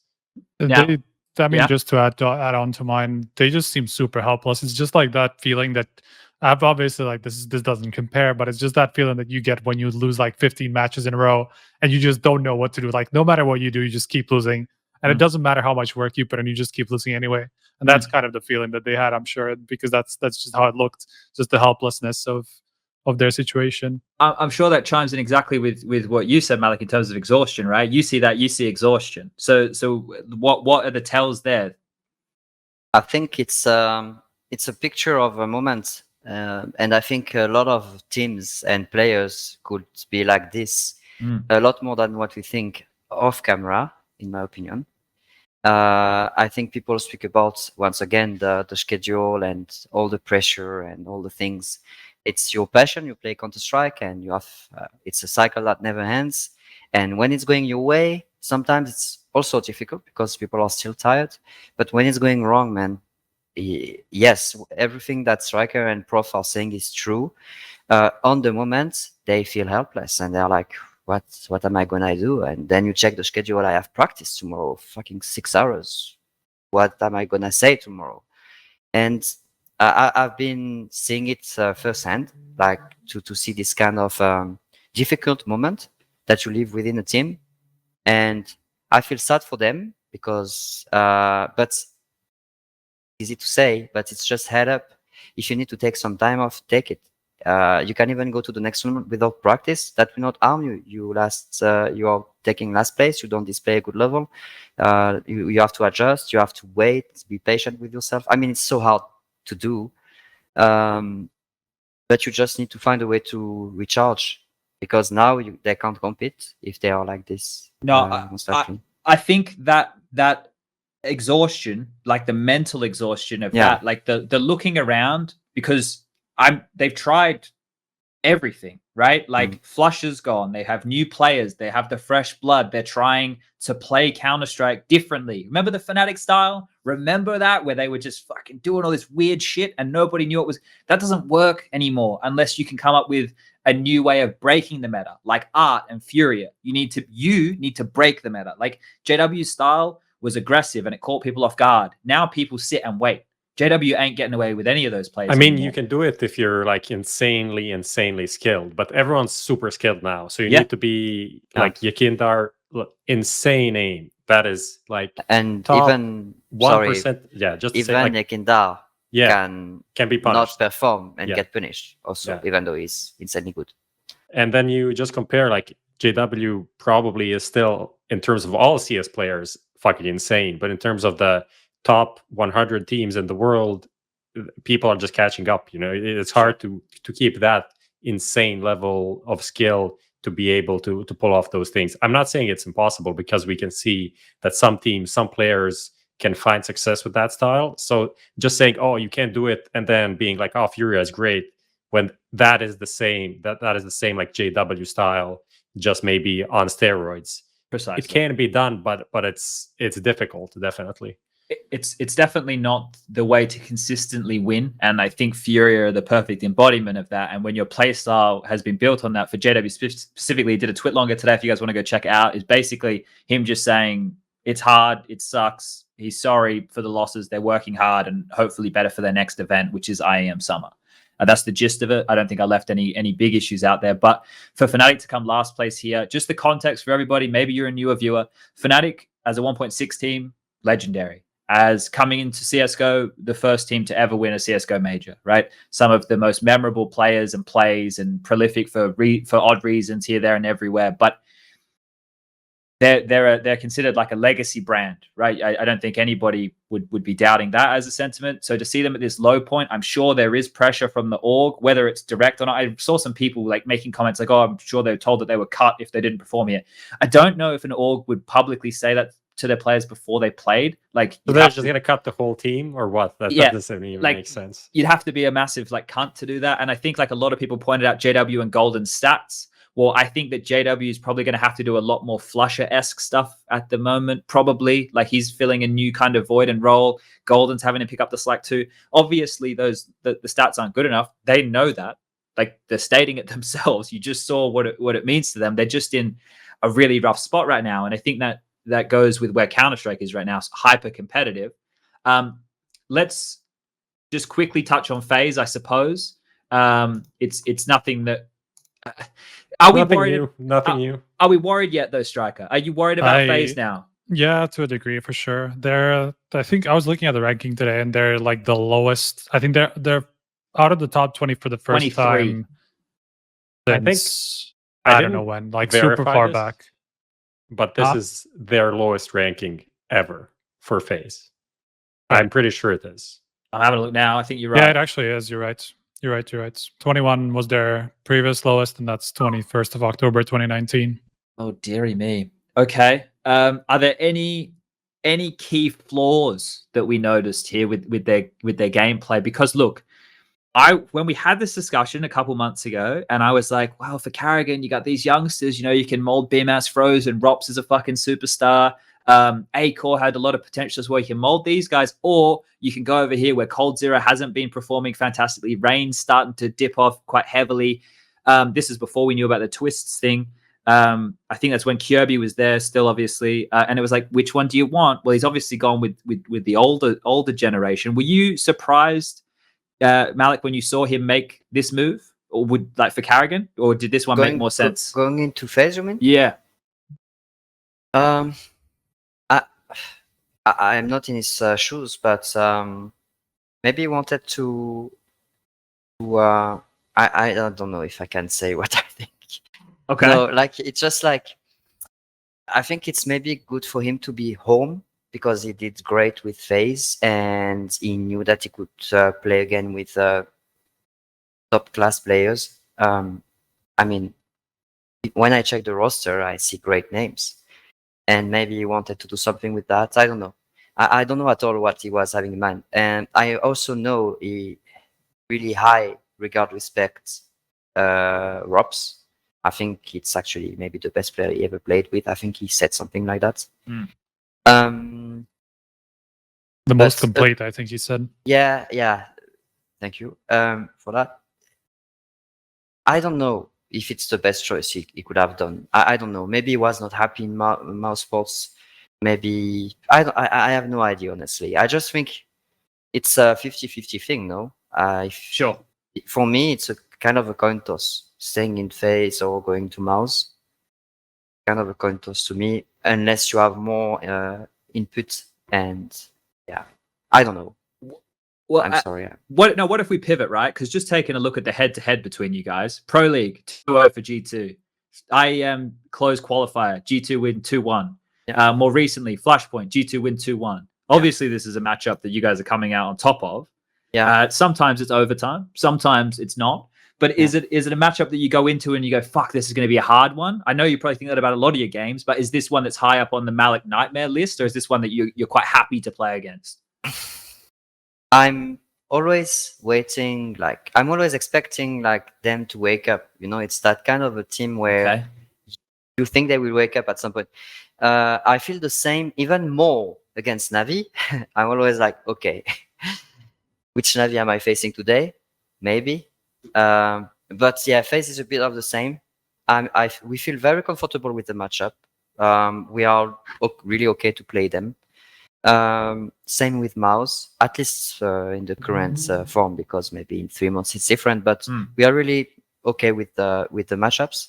And for FaZe, we just every time are like, okay, let's watch out, let's be super sharp because they can wake up and do better. I don't think we played good against them last time. I think it was like an average game. And I cannot judge what they did or whatever, but we still won. So I'm quite surprised because a lot of team, in my opinion, with the display we had this day, would have punished us and we would have lost for sure. Like, I know it. Okay. So I don't know what to think about it. Once again, they did a really long boot camp. Maybe they second guess a few things. Maybe it's taking more time to slot in the pieces. I don't know what is going on, but it's a bit underwhelming compared to what they can do, I think, for now. Sure. Yeah, slipping outside that top 20 is going to sting for a while there. Do we have anything else we want to jump into with FaZe or the European RMR? Are we good? No, just to mention, OG also went out in last place. Vitality eliminated them. Yeah. That's just the only other worth mentioning result, I feel like. Yeah, okay. Well, we keep our eyes on the RMR for Europe. Flashpoint's continuing Wednesday. I think they're still doing, let me double check. I don't want to give out wrong information here. They should still be doing the 6 p.m. and the 9 p.m. CEST slots. So Wednesday, if you want the Counter-Strike action, you've got the, American RMRs back on tonight, right? And obviously the CIS, which was just on before. So that's all your RMR action. Now we're going to get into the drama, gang. We're going to get into the drama now. We should get a spot for this one, by the way. I get a spot? No, as in like a special video for this one, like we have for the hot seat and for the recent news and stuff like that. Whenever there's like a drop a bomb or something like that for like these types of topics, you know? Yeah. So I kind of what I want to do. I wrote some notes on where I'm going to lose my mind today. I'm going to stay calm. I will stay calm. I've had 24 hours to think about this because I didn't have the fast fingers tweeting. I just sat and I thought, and I just watched it all unfold. But let's add some context for everybody at home. So the date was Friday, the 14th of this month, if I'm correct. Device blindsiding the entire Counter-Strike world, leaving Astralis, the greatest Counter-Strike team to ever do it, with his roster still intact, to go to national rivals of Sweden, Denmark, Sweden, huge rivalry, right? Going back eons, has made a move to the biggest team rival in the biggest country rival, I would assume. That's kind of what I've gotten. Crazy move. Biggest move of all time, I think a lot of people would say. Mr. Consistent, top 3 Counter-Strike player. He's on the wall as one of the greats. The world, no idea really how to react. We're all still reeling from that. The anticipation at an all-time high, right? Some comments made in some videos. Australis, getting their panties in a knot, getting a little bit upset like they do.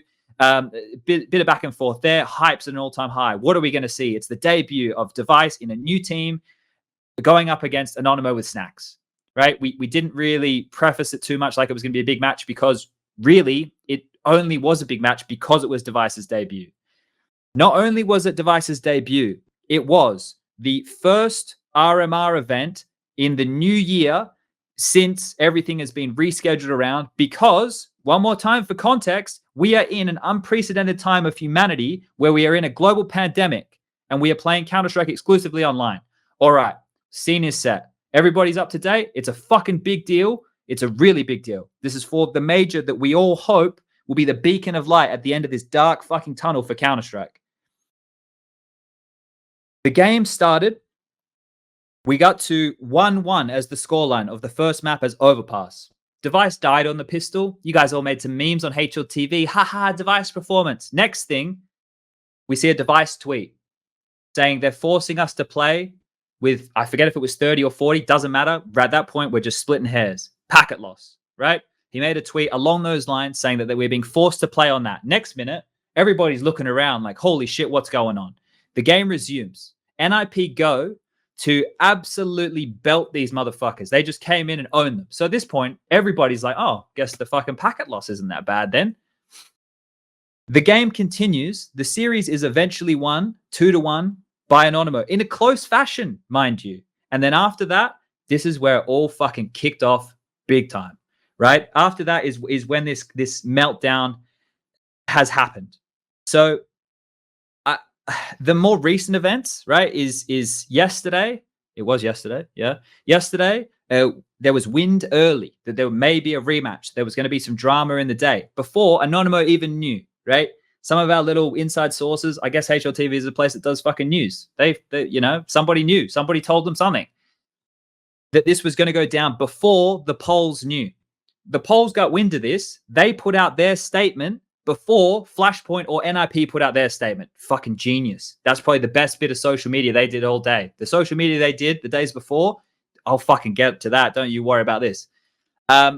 Then all the drama started. Finger pointing, blaming, pressuring, people coming up with these narratives. Everything's kicking off. Social media is a mess. Everybody's against each other. Once again, no solutions. The same situation the Counter-Strike community finds ourselves in every time, because all you motherfuckers want is drama.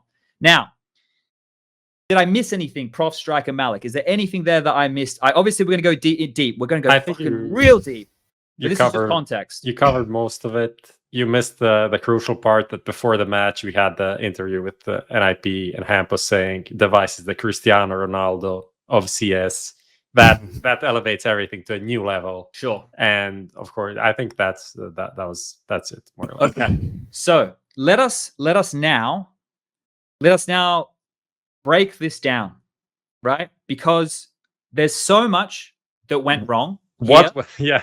There is so much that went wrong here that we have to go at every little check and balance. And what we're going to do is, guys, I'm going to try and surmise each point as to where I see it could have been stopped. Then we can have a quick discussion, and then we can keep doing that, because if we try and do all of it, it's too much. First and foremost, the number one issue that is the problem is the server, as per NIP, as what they were saying is the issues in the logs. You guys have seen the logs. You've seen the conversations between the representatives from Flashpoint and I saw the guy from Anonymo talking. I don't know the guy's name. Maybe he's the manager. Who knows? The back and forths there. You guys have seen all that shit, right? If you haven't, I'm sure we'll get to it. But the gist here is, when the game was paused at 1-1, NIP were very vocal about the packet loss. At that point, if it was verified that the issue was persistent and was unable to get past 30% packet loss when Device tweeted it, everybody assumed was consistent, right? Because he didn't say it was, random or spiking or anything. Everyone just assumed, which is a crazy assumption, because if you've ever played with packet loss, you just cut out there, by the way. I play with packet loss every day because I live in Malta. I can tell you just how fucked it is, right? I can give you accounts of how fucked it is, and I'm not playing Counter-Strike at the highest level. If that issue was the problem. Faceit could verify it was the issue, or Flashpoint. So I shouldn't say Faceit. That's a conversation we're going to have too. Flashpoint could verify that this was an issue, right? At that point, the game, if for whatever reason, NIP couldn't get another internet connection, they couldn't go to another location, none of these things could be fixed. At that point, the game should have been rescheduled. There is no question in my mind, with the context set of this being the first RMR and the level of importance of this event for everybody, for not just the teams involved, for the entire Counter-Strike landscape. The level of importance here, and we can have this discussion about what just happened with Triton and shit later, but this should have stopped then and there. And it has in the past. It has in the past. Faceit, I know, right, in the past have been the much more lenient TO. I've been doing this thing for a very long time now. And when ESL were too stubborn back in the day about rescheduling shit, Faceit did it and made ESL look like cunts, right? That's true. Faceit were like, oh, no problem. We'll just reschedule. And ESL were like, we've got to stick to our schedule. This time round, right, Flashpoint are the ones who have stuck to their guns. Now, there's a lot of nitty gritty to get into here, but realistically, if the server conditions are not good enough for both teams to compete in the online era where we find ourselves not by choice, the number one solution should have been reschedule the match. There's 2 off days right now. We're in them right now. If it meant an extra broadcast day, if it meant they had to get fucking Tom, Dick, Harry, I don't give a fuck on the phone to broadcast it from home because the other talent had other shit they have to do, it should have been rescheduled, right? That is the first checkpoint. I don't know. Does anybody disagree with that? No, I think only one additional detail maybe to add is that obviously teams have time to check the server before a match starts, and Malik can maybe fill me in. Like how much, how does that usually go? Like how long does it last? Do you ever have like any issues with servers? I don't know. I don't think we have that long, but I know that we have some protocols with Jerome, that is our manager. So basically, he's making a PDF every time with all the timings. This time you connect, this time we check this, this time we do that. So you have everything. And you even have a quote at the end that he's making daily. So, okay. Anyway. Like inspiration Quote of the day. Yeah. Yes, I love it. This is nice. And so we have the check server, so we have to ping it for sure. To make sure, double checking VPN and this kind of things are basics. That's we try to do. Just to say, like obviously the match started even before the match started. NIP I think changed servers, and then they landed on the server that's where they started the match, and they thought it was going to be good, but then it turned out to not be good. In terms of the lag spiking, which there you can maybe already point some blame, not even towards Flashpoint, but towards maybe NIP, because it's your duty as a player to check the server and see everything's working. I feel it's kind of, I don't think it just started at like as the match went live. It probably the issue probably persisted from like half an hour earlier, and that could have been maybe figured out earlier before the match started. And then all of these issues, like when the match starts and then there's a technical delay, the difference between that and just like having the match start delayed, I feel like the perception is different. Like when you're live, it's live, then things work. You authorize the start of the match, and then if things go badly, then it's on you to fix it, obviously, because, well, it worked 5 minutes ago. Why doesn't it work now?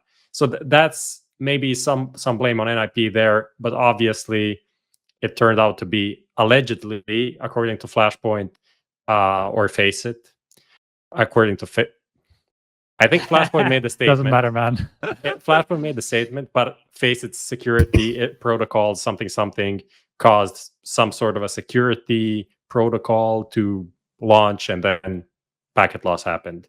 So it wasn't NIP's connection that was at fault. But why does that even fucking matter? What is the difference between it being like NIP's ISP that fucked up or the server that the game was being played on? It's the same.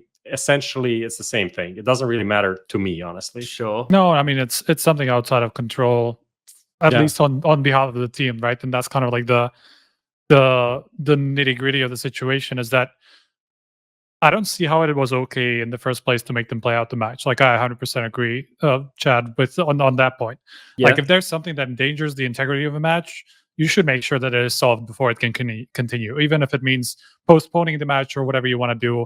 And that, by the way, seemed entirely reasonable. Like you were saying, considering Flashpoint's schedule, like it is very free compared to other events. Like we're running for 2 weeks, like only 2 matches a day with off with off days in between. So there's 100% space to reschedule a match if something like this happens. So that should be no excuse as to why they didn't want to look into that option. The excuse that Flashpoint used was something like it wasn't clear that the issue was persisting on NIP's side, even though they literally, from the screenshots from the GoTV, with the conversation that was going on in the match, literally they were forcing them to go live while they were still arguing that they had packet loss, like during that match. So clearly, like, it's not like there was no indication that the NIPS issues still persisted. Like clearly there was still something wrong. Maybe there was no proof from NIP's side or something like that, and that's why. But didn't we just say there was proof? Like, didn't Prop just say? Yes. But the problem is, like, that happened way later. That they Flashpoint managed to confirm what NIP was saying was true, and that it was on their side. But that was way after the match already happened. It was the next day. Yeah, so, exactly. So some sort of verification happened a little bit later, but it was clear during the match that those issues persisted. Like there was social media tweets from both the players and the or NIP as well, that there were some issues that they were still being forced to play in packet loss. So it's not like it was a surprise for Flashpoint that they kept playing the match under those circumstances. It was just the fact. So that excuse didn't really make sense for me in terms of Flashpoint. In general, like I just see it as such a monumental mistake to let the match continue under those circumstances in the first place. And that basically made it fucking impossible to make the right call after the match was finished and the result happened. Like whatever Flashpoint decide at this point, like one side will be rightfully pissed. Like NIP either for losing a match in which they couldn't perform at their best through no fault of their own, definitely not the teams, right? And Anonymous for having a win taken away from them in case of a rematch. You know, even though they did nothing wrong, they legit were trying to solve the situation as it went on, and they had now no control over what happened, right? And they just played out the match that had a result, as I was saying earlier, and they just thought that they were through to the next round, right? So someone gets punished for essentially no reason in the end, and now that has just turned into like a shit-flinging contest in which people take either one side or the other, even though neither team should be blamed for this. In my eyes, I don't think the blame should be assigned to the teams in the first place at all. It should just be the organizers who kind of have to take it on the chin. Well, I think like maybe my opinion is that it definitely not Anonymous' fault. Anything that happened. About the things that potentially checking stuff before, but then for the first map when it was 1-1 on overpass, and then it was obviously forced to continue. At that point, NIP was making it clear that they're having issues, but then they won the map 16-3, and then it's what Sponge mentioned before.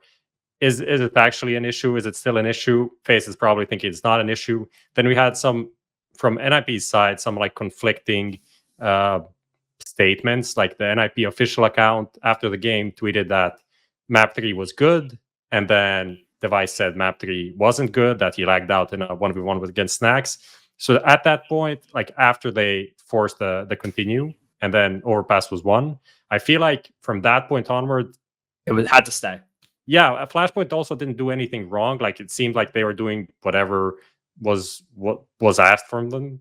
The match was going on, everyone was playing, and then until the pause on Barrage around like 5-5, 4-5, something like that, then Astralis came up with the same protest, essentially. NIP. Device and the guys in the game. We can see that on the GoTV chats. Okay. So yeah, that's just to add some additional context. Now, I want to pivot to you here, Malik. Obviously, in the RMR events, you don't get to be in the server. But in terms of the protocol here, like for your players and the discussions and stuff, is it you doing it? Is it Jerome doing it with the admins? Like if shit kicks off like this, who's sorting it out? Because if it's before the game, it's always Jerome. Okay. I can always back him up sometimes when we have to, obviously, but it's Jerome dealing with that. Protocols beforehand are okay. But I can say that many times the Serbian boys are having lost packet issues, and it's never really easy. We have this 10 minutes technical that we can take maximum. Sometimes the opponent teams is nice and we say you can take ours. It happened also. And if you put a VPN, and I heard my players a few times saying like, bro, I'm going on another server, I don't have packet loss. I'm joining this server, I have packet loss. But I heard these kind of things in the past already, not 40 or maybe not something that is during all the game, but we had these problems, and it's hard to tackle it when it's too late and the game is live, because it's actually easy to be on your POV and like, what the fuck is going on? Like, just play this game. Like, what are you saying? Like, it seems fine now. And they just, you have like all the stream, the desk. I don't know how it's working for you guys backstage, because you are commentating yourself, so you know. But I guess you have to push things a bit so it's on time, and I don't know. So maybe the admin that is in charge right there is like, okay, let's go. We need to go. Trying to follow the rules. And I also have to say that many times players are like a bit, I have 1.2% loss, timeout, 0.3% loss, timeout. My grandma, she hits me, timeout. So I'm not saying that towards the players in a bad way. I'm just saying that as a coach in the last 3-4 years, I've been seeing technical every second game. And so I think it was a very, very tough situation while being in it from the outside perspective. And also, NIP maybe didn't really know. I don't know. I don't want to get too deep in that because I was not watching too much the story, but I just want to say that as a coach, I see this kind of issue, or like smaller, but like say same, every second game. I teach with my players. And it's never so easy. You are a bit pressured, like, we need to play. It's very important to follow timings. You are supposed, because all the protocols before are made, like they are giving us VPN that is supposed to function. They are giving everything, so it's functioning. You have three options for different servers. I mean, when you check on paper, that seems fine. And maybe this problem they had coming from, now we know it from the servers or the security thing. How do you want to know that? Well, it's actually at the playing time, out. It's impossible to know. So now it's easy to speak. What I'm blaming a bit, it's the way it's handled from everybody. And I think it's a shame for our community. And I think our game is in a really bad state. And a lot of things are pointing towards that direction, in my opinion. And maybe it will flourish a bit more when we will back on LAN hopefully someday. But right now it doesn't look so good for many reasons. And what happened last night and the last 24 hours doesn't help at all. So that's the only thing I can say. The rest and the technical aspects, I didn't follow enough to give a opinion. That's all right. What's Ghost Drago? Yeah, I mean, that's kind of like the the one thing that I kind of hate the most about this is that, like, so many people make the judgment based on like super limited information. Like, while the game was going on, people thought they were, I don't know how much they knew about the situation, just as much as we did, right? Just about a few tweets essentially. And like, they made judgment based on like very limited information that even proved to be wrong. Like the notion that it was NIP's fault in the first place that they had this packet loss, even though like in the end, it just ended up being on Flashpoint. So that's a pretty important element that people just kind of ignored or just didn't think of while they were just judging what the situation is like.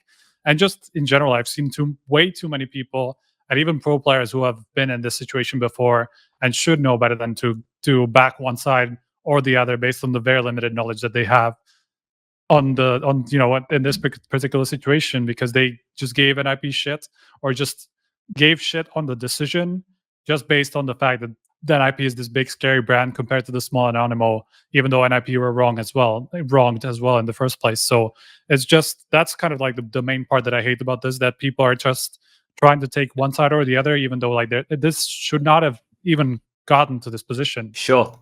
And that's my point. This is the point. The point is, if the server conditions were not good enough, the game should have been called off and rescheduled for an RMR event, right? Like if this was like a broadcast and it was like you needed to hit the timings or whatever, like I'm not saying it should never happen. And I don't want this to open up as an excuse, right, for players just to be able to not play because they like Malik said, they have 1.25 fucking packet loss or something ridiculous.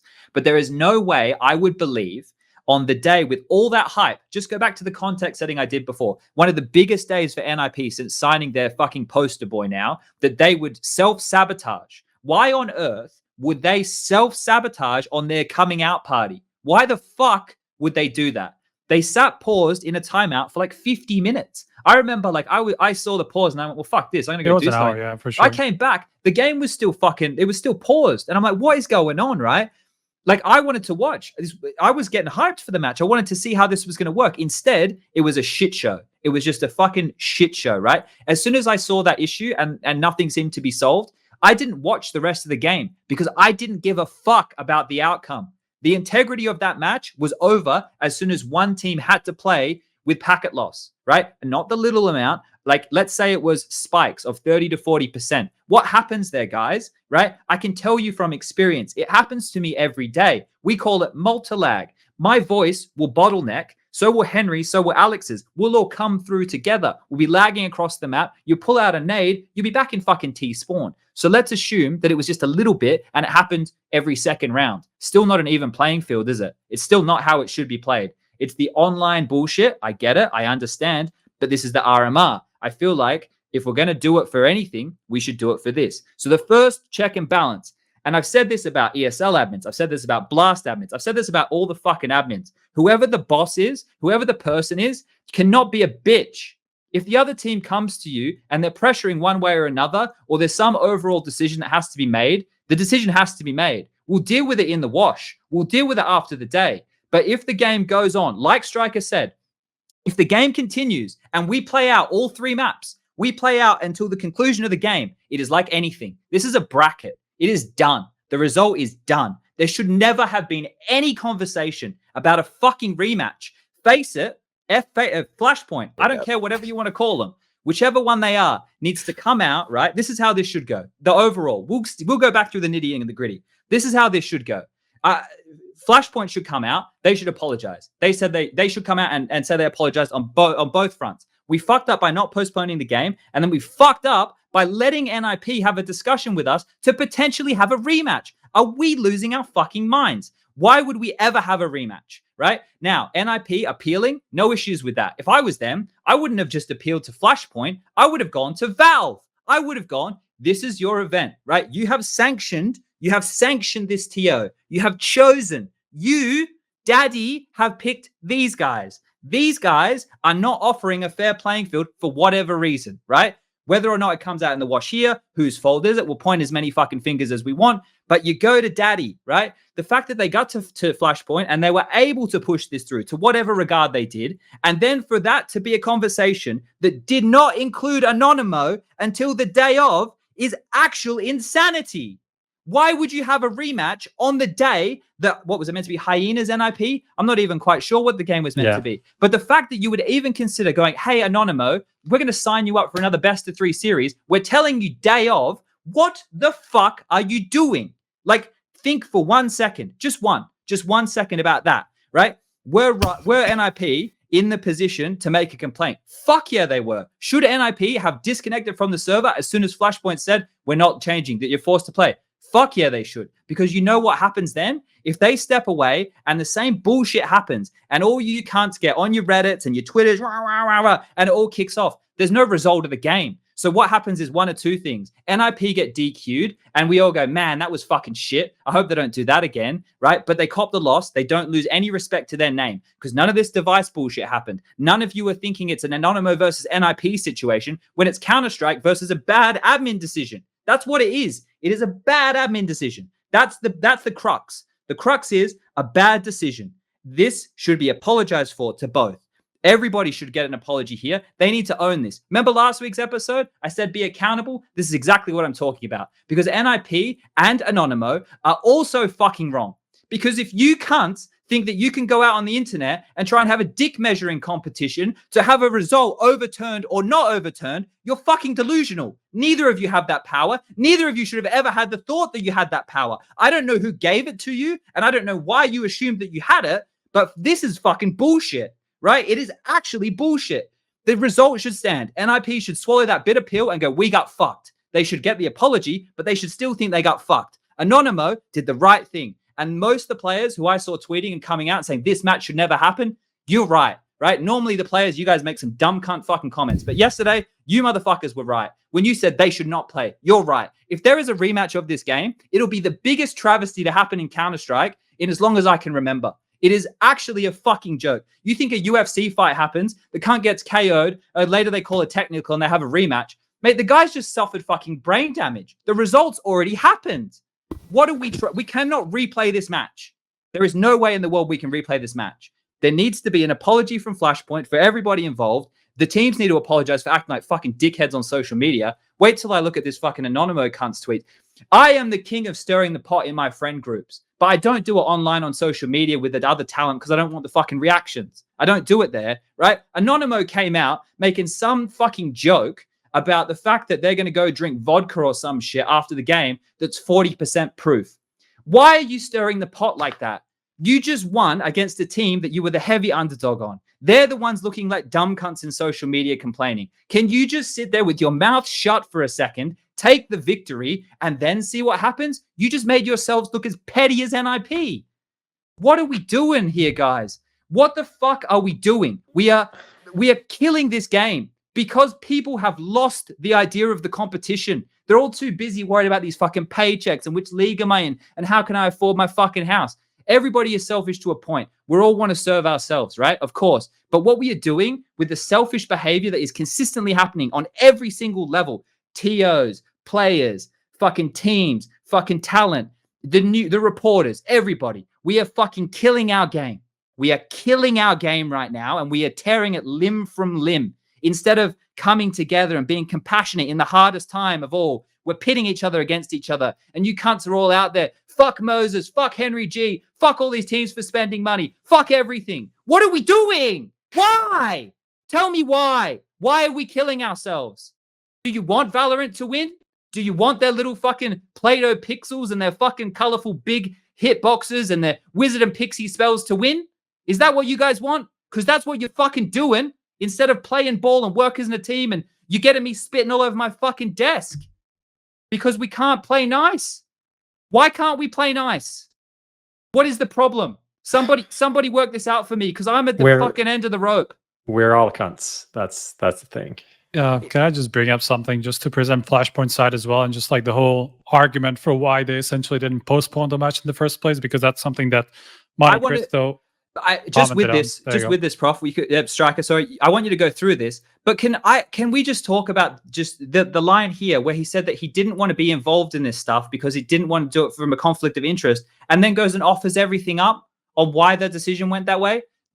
I mean, that there's a difference between being like a spokesperson and actually making the decisions, right? I understand your point, but like he's not I guess he's not the commissioner for this season. I mean, specifically because of these problems that he was outlining anyway.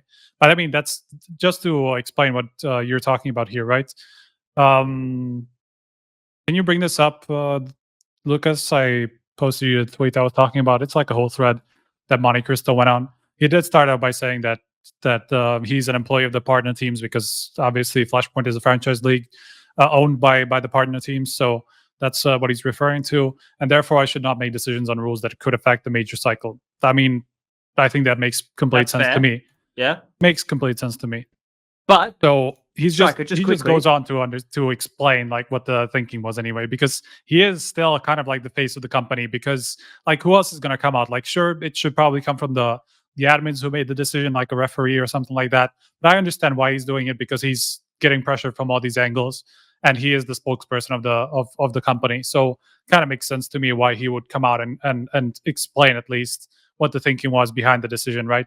He was still somewhere part of the process, even though he was not actually taking the decisions. He was privy to the conversations that were going on, I'm sure. So at least I understand why he was the one to come out, right?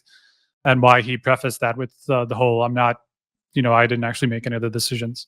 But anyway, what he said regarding why they didn't postpone, postponement is not an option if the issues cannot be immediately confirmed by a tournament organizer. The reason why is that treating every request for match movement without rock-solid evidence can be easily abused by teams. That is what Malik was saying, referring to essentially. Right. I can understand that to a degree, but To a degree. could you really not confirm whether an IP were having packet loss? Like literally, all you need to do is record just them. take a video of the fucking net graph, Screen. right? And you're gonna see that there's packet loss. And like, why would they make this up like in the second round of the match? Like, there's no real reason why they would make shit up, especially like if it's their first match. Like, it's super important to them as well. Like, it would have to be like crazy for them to manufacture a problem just for them to move a match. Like, it doesn't make any sense from any perspective. Like, they have all the players in one place. Like, they're all ready for the match. Clearly, they're all having the same issue. Like, this is not something that's unverifiable in my eyes. So I think that's where the problem lies. Like, they didn't manage to confirm this while it was going on, and then they couldn't solve it because like the servers that an IP could have used weren't actually faced. So like because of configuration, all of that stuff, they couldn't do that for some reason. I feel like that's also like something that you could solve, honestly. Like, kind of last minutes, sure, maybe you're gonna take 30 minutes to set up a new server. We already waited that an actually hour. works. Yeah, exactly. Like, this is not an issue that was not solvable. Like, that's the main part. That's the main problem that I have with this. With this statement, Prof, I don't know how you feel about this, but with this statement overall, like, we already have seen, right? Like, with Monty's statement, it's true, right? The Flashpoint represents 8 teams, right? That's the truth. It represents 8 teams. I'm not saying Flashpoint shouldn't be running the event altogether, but this was already known before they were given an RMR event, right? So having Monty step out of that, I understand, like, it takes him out of the firing range, and I respect that decision very, very highly. But the same thing, like, Facer is employed by Flashpoint, which is those 8 teams. Like, Yeah. so every facet of this is hired by those 8. At least that's my understanding. I mean, don't- this is when we were talking about the conflict of interest, potentially what I said was like, I'm not scared of like NBK throwing a game because he's playing against OG. I don't think that's an actual thing to be scared of. But okay, I understand the implications there. I'm scared of like a company owning a team and running a tournament at the same time. That is the position where conflict of interest can be a lot more scary, because it's not a player, it's not on the server where you can see things, but it's like these slight decisions that can go one way or the other. I'm not implying that Flashpoint did anything badly here, but it's the same thing. It's even worse, in my opinion, than NBK playing against OG, right? I don't know. We said a lot of things. I just want to like circle back 25 minutes to seeing that people in chat thought that I said Flashpoint did nothing wrong. I said after the 1-1, when they forced the match to continue, that was a bad decision. That shouldn't have happened, in my opinion, because of all of these things what we just talked about. But after that, the match just continued normally, and apparently no one asked for the match to actually be rescheduled, even though Anonymous said that they are open to like at least the players in the server said that they're open to like rescheduling or postponing or whatever needs to be done, right? But yeah, the decision to replay, just to go back to that, yeah, that is fucking insane. There's literally the precedent on that is 2 matches in history of CSGO that I know of. If someone else knows something, please let me know. One is the Fnatic and IP overtime in DreamHack Bucharest at the beginning of CSGO, when there is a misconfigured overtime setting and Fnatic won the overtime. It was like 16K instead of 10K or something like that. And then NIP complained after that, and then they replayed the overtime. Fnatic won again. And then the famous non-handshake from Fnatic happened and that just led into like everyone hating Fnatic essentially for 5 years, JW especially. Most of the people watching now don't remember that. And then we had the Fnatic LDLC game with Olaf Boost that was played out. And then I understand why that needed to be played out. I don't know how you make the decision right in the game. That's a pretty difficult one. And then that was played out, and that was essentially should have been replayed. I don't know if it's the whole series or just the last map. Just the last map, I'm pretty sure. But essentially Fnatic forfeited it because of the community pressure. Okay, that's a decision as well. And then we had this, and I don't know how you can put having internet issues, but still blowing out the team on one map and playing close on 2 other maps to like, I don't know, like I don't see how that can be on the level of we need to replay a match. I don't see how we can set that precedent for any other future internet problems any other team has, or server issues or whatever the fuck. I don't think that makes a lot of sense to be done. And then there's this whole issue that if NIP won with these internet issues, there would be no replay because NIP wouldn't protest it. So they essentially had what it's like a poker term, something it's like free rolling. They essentially had a free chance to beat Anonymous with packet loss, which would be like, oh, we did it with packet loss. We are fucking amazing. And then after it happened, I'm not blaming the players on this, by the way. After it happened, they lost. Now they get another chance to beat Anonymous. Like that just doesn't make any sense. And also, I mean, you're taking a win away from a team that fought for the win and got it. The problem is like, I understand it from I understand a rematch from a process perspective, just because obviously, like, surely NIP during the last map or anything like that were making it clear that there are still problems happening, right? It's not like it was a massive surprise that only turned out like after the match or anything like that. They were trying to solve it during the match, but ended up being forced to play anyway on that server where they had the problems, right?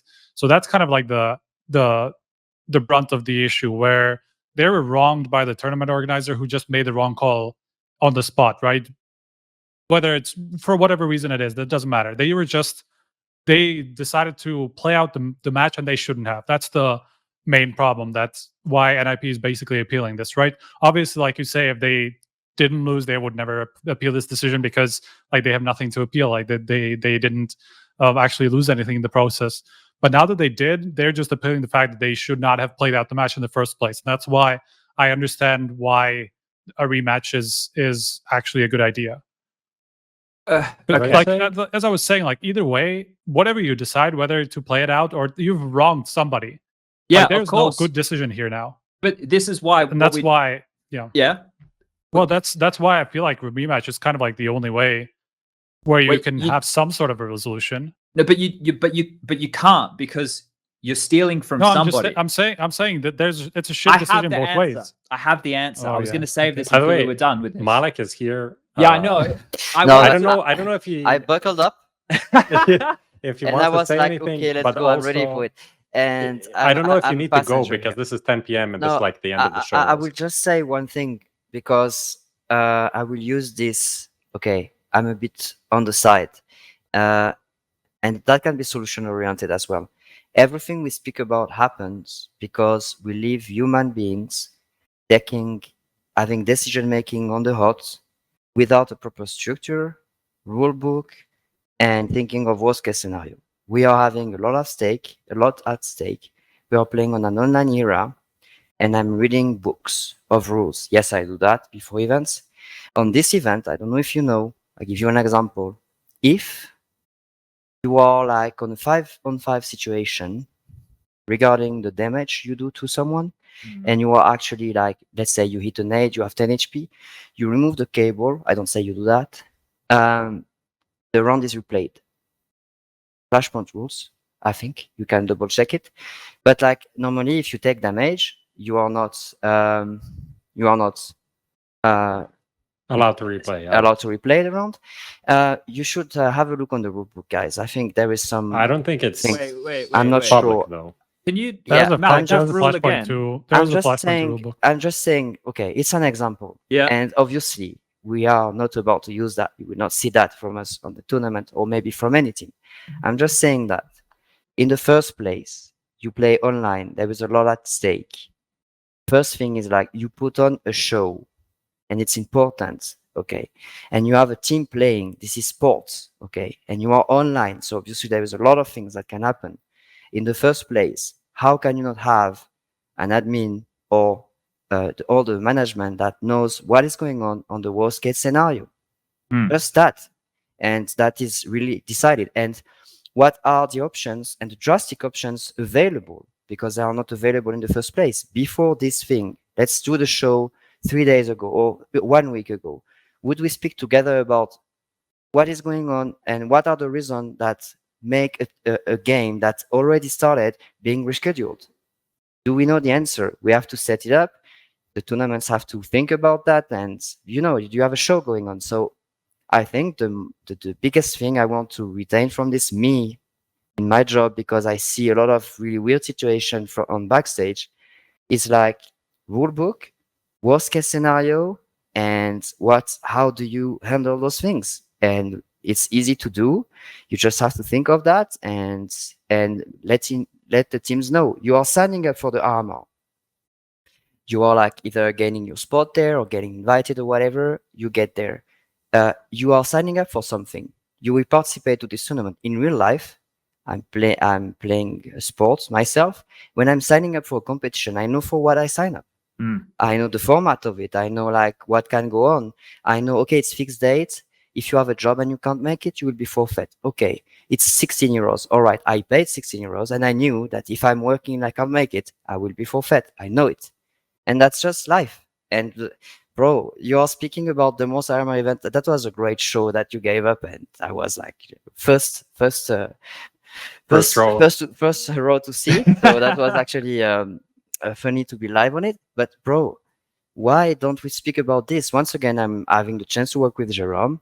Jerome is tackling these things and being like this every tournament. All of them are having some leaps, gaps, things that are not planned, to have like the proper balance between the tournament that needs to be played competitively and the show that is going on, and what matters the most. What do you want to do? What are the rules? What are the outcomes? We don't know. So human mistakes. I've been working in aviation. Okay. If you see all the drills that the pilot are having to fucking fly people across the world, that's insane. Why? Bro, because human error, when you are in a plane, you can't fuck it up. Yeah. Isn't it? But we are not doing that in our sports. Yes, it's really young sports, but bro, like it's so rudimentary. I don't know. Can I say that? Yeah, that's the right word. That's what I feel. Yeah. There is too many leaps, too many things that are not working. And I think it's not that complicated to think of this and not speak too much about the fire, but think about like, what are the easiest solutions to do? And I think we should start by doing that maybe for the future. I would be happy as a coach, actually. Yeah, I think that what has happened, right? There's a couple of key changes here. And Malik, actually, this is where Prof was going this before. So I'll go here before I start talking. And then if you're still signing yourself up, we'll just go hammer and tong. Okay.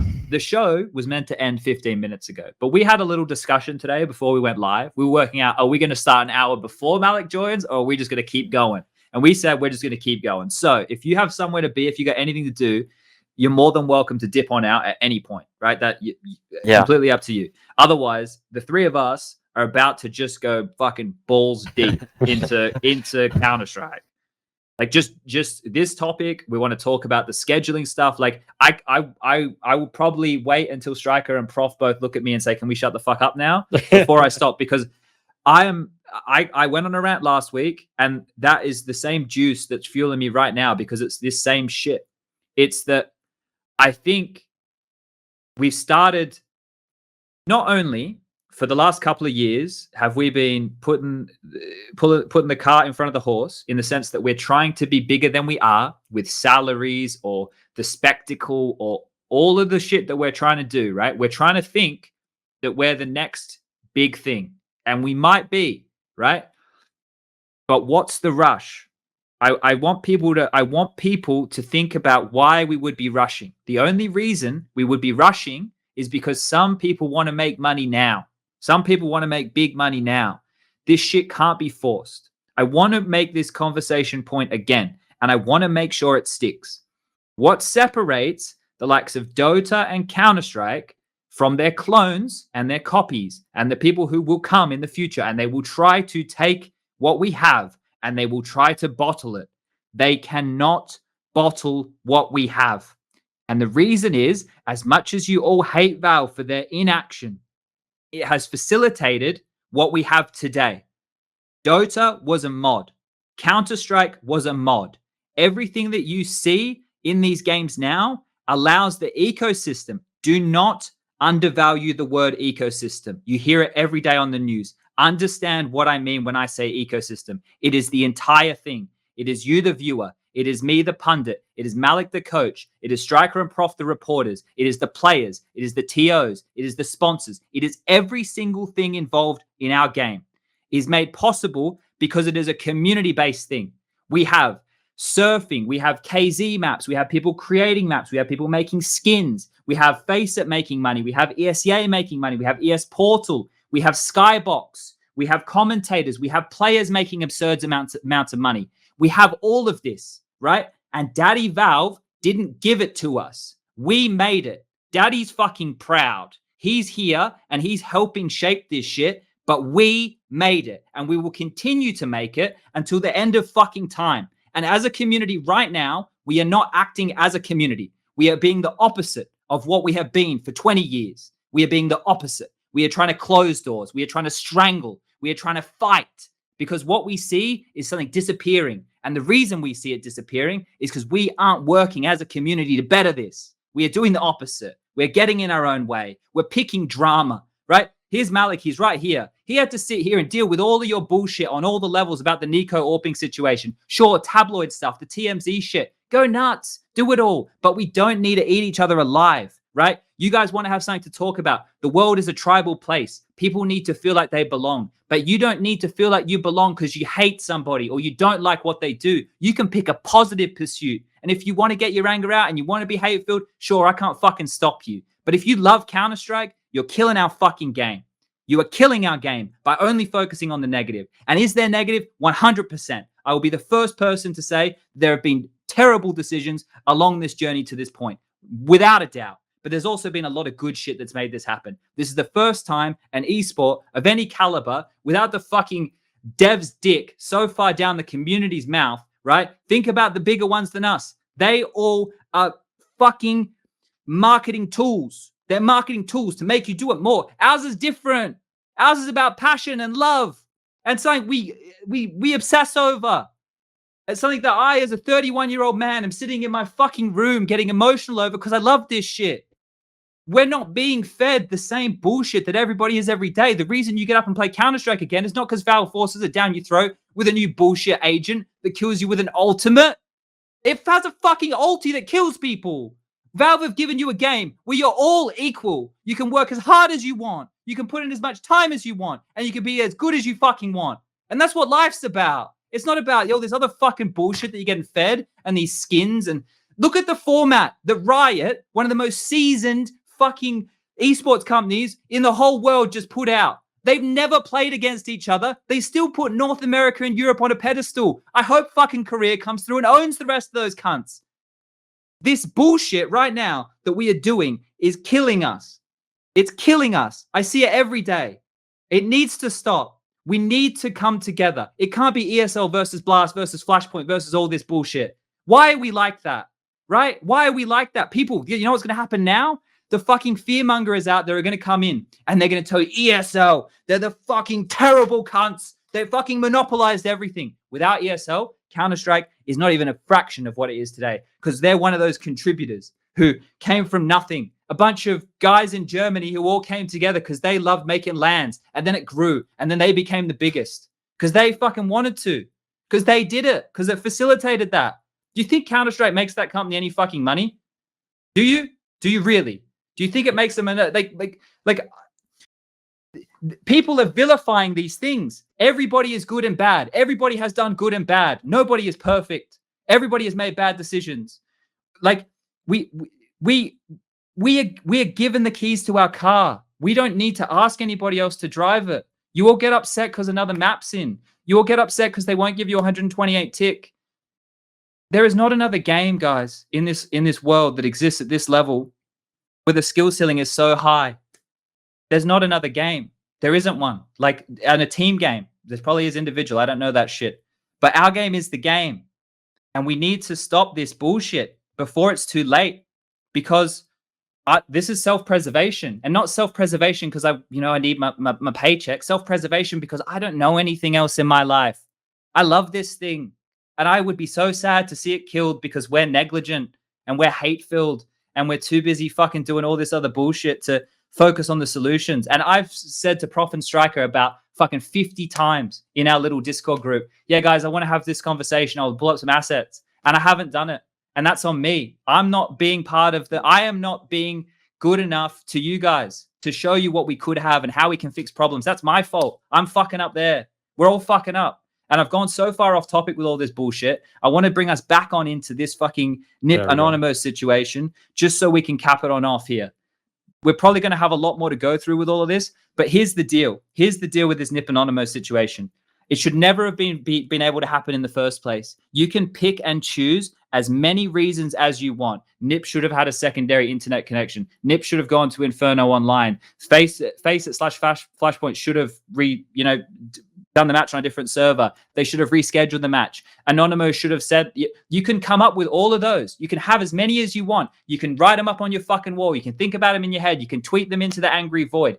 The fact of the matter is, the game should never have happened if the server conditions were like that. And as Striker said before, if they were getting packet loss, they play for a couple of rounds. You get somebody to set up a tripod because guess what, guys? In the majors, you're not allowed to have anybody else in the room. You get somebody to set up a tripod with a camera, so you got some video footage. Remember when the guys from the Brazilian team did this in the middle of last year? They had the video footage of the lag, kind of made it very clear for the community, didn't it? Like, there were so many ways, there were so many points along this journey of fuck-ups where Flashpoint, NIP, and Anonymo are all responsible for looking like dickheads. At one point, all three of you have done something fucking heinous. At one point, right? You're all to blame in the wash, but there's different checkpoints in where each party is responsible for how we've gotten to this point. And the fact that we are now talking, and here's the problem, right? Everybody's here for this, right? We've got a shitload of people watching more than usual, but you guys have all turned up for the drama. I love it that you're here. It's great. This show's about entertainment, right? But why are we always entertaining with the bullshit? Like, why is it me having to go off my tree and have a fucking aneurysm because I'm an angry cunt? Why is that the shit that gets us going? Like, let's try and come up with solutions. Let's get back to loving when we see in an arena the 1v3 retake or the fucking all of these moments. That's what we love, and we've been lacking it. So you know what we've done with our passion? We've turned it into hate. We've hated during COVID. COVID has turned all of us into horrible little fucking beings. And I'm still going. I'm going to shut the fuck up, Prof. Please save me. I need a better out. Apparently, Striker thinks it should be replayed, and I'm baffled. I'm baffled right here. I'm surprised. I'm in such a minority, honestly. The thing is, what Chad just said. So many issues. Obviously, wrong decisions were made, and then you think, okay, we can undo this by just playing another match. But the problem is, it's another match. It's not the same match. You're not playing the same match again. You're playing essentially, Anonymo needs to beat NIP twice now. This is essentially them coming from the lower bracket playing against NIP. And take into account that they're the underdogs. They shouldn't be winning this match anyway. So maybe they won it only because of the internet issues. We can never know that. But maybe they would have won because of the surprise factor, because of some like special tactics that they had prepared, an anti-strat, stuff like this. And they can only use that once. They can't use that in the rematch. That is out of the window. There's no fucking way that Anonymo beat them again. It simply cannot fucking happen. It doesn't matter that, like, this packet loss that happened took away Anonymo's chance to win this match legitimately. So in some way, they were also faulted by this, the initial ruling. Like, you cannot just like imagine in your head, bam, that match didn't happen, we're going to play a new match, because these factors just come into play. Yeah, of course. That's why I think, I just want to finish my thought. Forward. By doing this, you're essentially just taking away from the Polish team, the same way that you took away from NIP in the first match. But like, two wrongs don't make it right. It just simply doesn't. Like, to use a relationship analogy, here we go. Like, this is essentially like a guy goes, cheats on his girlfriend. Don't do it. It's bad. Terrible. He does that. And then he's like, 2 days later, his girlfriend finds out. He's like, okay, to fix this, you should just go and cheat on me as well. And she's like, oh yeah, this is a great. That's not the solution. That is simply not the solution. That's the wrong way to go about fixing this issue. That does not solve anything. But the problem is, like, you don't fix this issue from can't. like a 100%. It's just impossible. Like, you're Yes. always going to wrong somebody. Like, the best case scenario here would be for Anonymous to win the rematch, essentially. Like, that's like everybody's happy, right? They win fair and square. They didn't get a loss taken away or win taken away from them, and it's fine, right? Obviously, we can't really count on that happening, but like that would be like the ideal solution here. Like, they just get their like revenge or whatever for having the win taken away from them. They get to go on, and like everything goes on to happen as it would have happened anyway without the rematch, right? But obviously, like, that's not like it's not very realistic to expect that to happen. Obviously, like, NiP were massive favorites going into that match, no matter if that was the first match that they played with Device. And I understand the point of what you were saying with Anonymous, like this maybe being like the 10% chance that they were winning, but now like the chance is just lower because they're no longer like the NIP have already seen all the tricks, right? They can't really bring up so much new stuff like in such a short amount of time and stuff like that. So like I understand all that, yes. But if you see, like, I'm going to use it like a cheating analogy. Obviously, this is a different scenario. This is not like one team doing something wrong and just getting disqualified for it or anything like that. But obviously, like the integrity component of this was endangered, right? Like the match result is just not fair, right? Because of what happened. Like it's Flashpoint's fault Let me in just- the first place that it happened, right? Yes, but like now that it happened, it didn't happen fairly, and so that's why I'm saying that a rematch is just like the only solution that there is. Essentially, I just want to challenge this with the idea that most CS matches, to some degree, are not the 100% fair. Yeah, the integrity is compromised to some degree because of internet issues, because of PC crashes, even on LAN, right? That can happen. These things happen to some degree, and the same thing you can say with this NIP case. Let's say cheating takes away like 95% integrity because he's not going to be cheating every round or whatever. Then where do you rank this? This is maybe like 10% integrity lost. That's what I'm trying to say. well, And then you depends have on like the maybe extent someone of the issues, right? yeah, but someone, we don't know, right? But someone has like consistent internet issues, crashes. His internet crashed like 3 times in a best of 3 in a couple of crucial rounds. You need to play 4v5 because damage happened. You can't restart the round. Maybe that's then a 4% integrity loss. Like, where do you draw that line?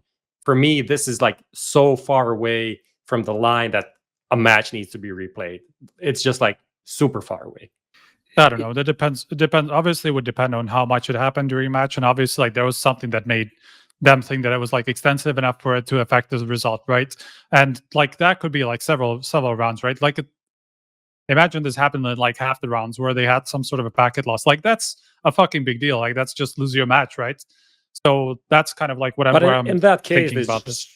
shouldn't have played the match. Well, They that's should what have I'm saying. Like they should have forfeited the match because you can't play like that. You 100%. can't also can't have your cake and eat it. But they the essentially issue is are like doing the if I don't know if people have been linking the Nell screenshot from like the rule book. This is from Flashpoint 2 apparently, not Flashpoint 3.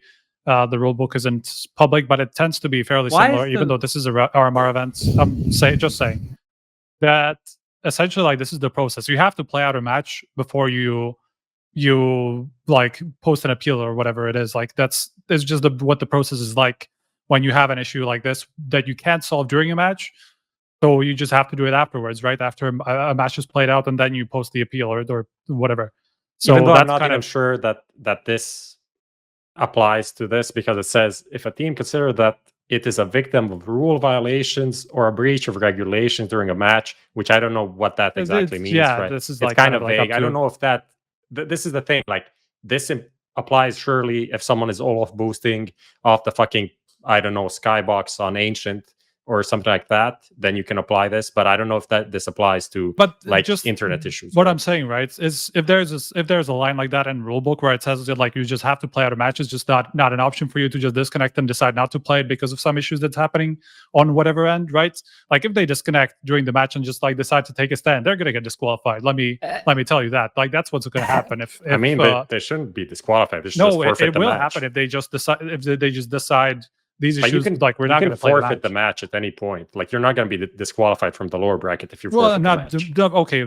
It will just be a default win for Anonymous in that case. If you just decide to disconnect because these issues are causing issues, so if Then you have an happened, opportunity to appeal. But then people would be okay with the rematch.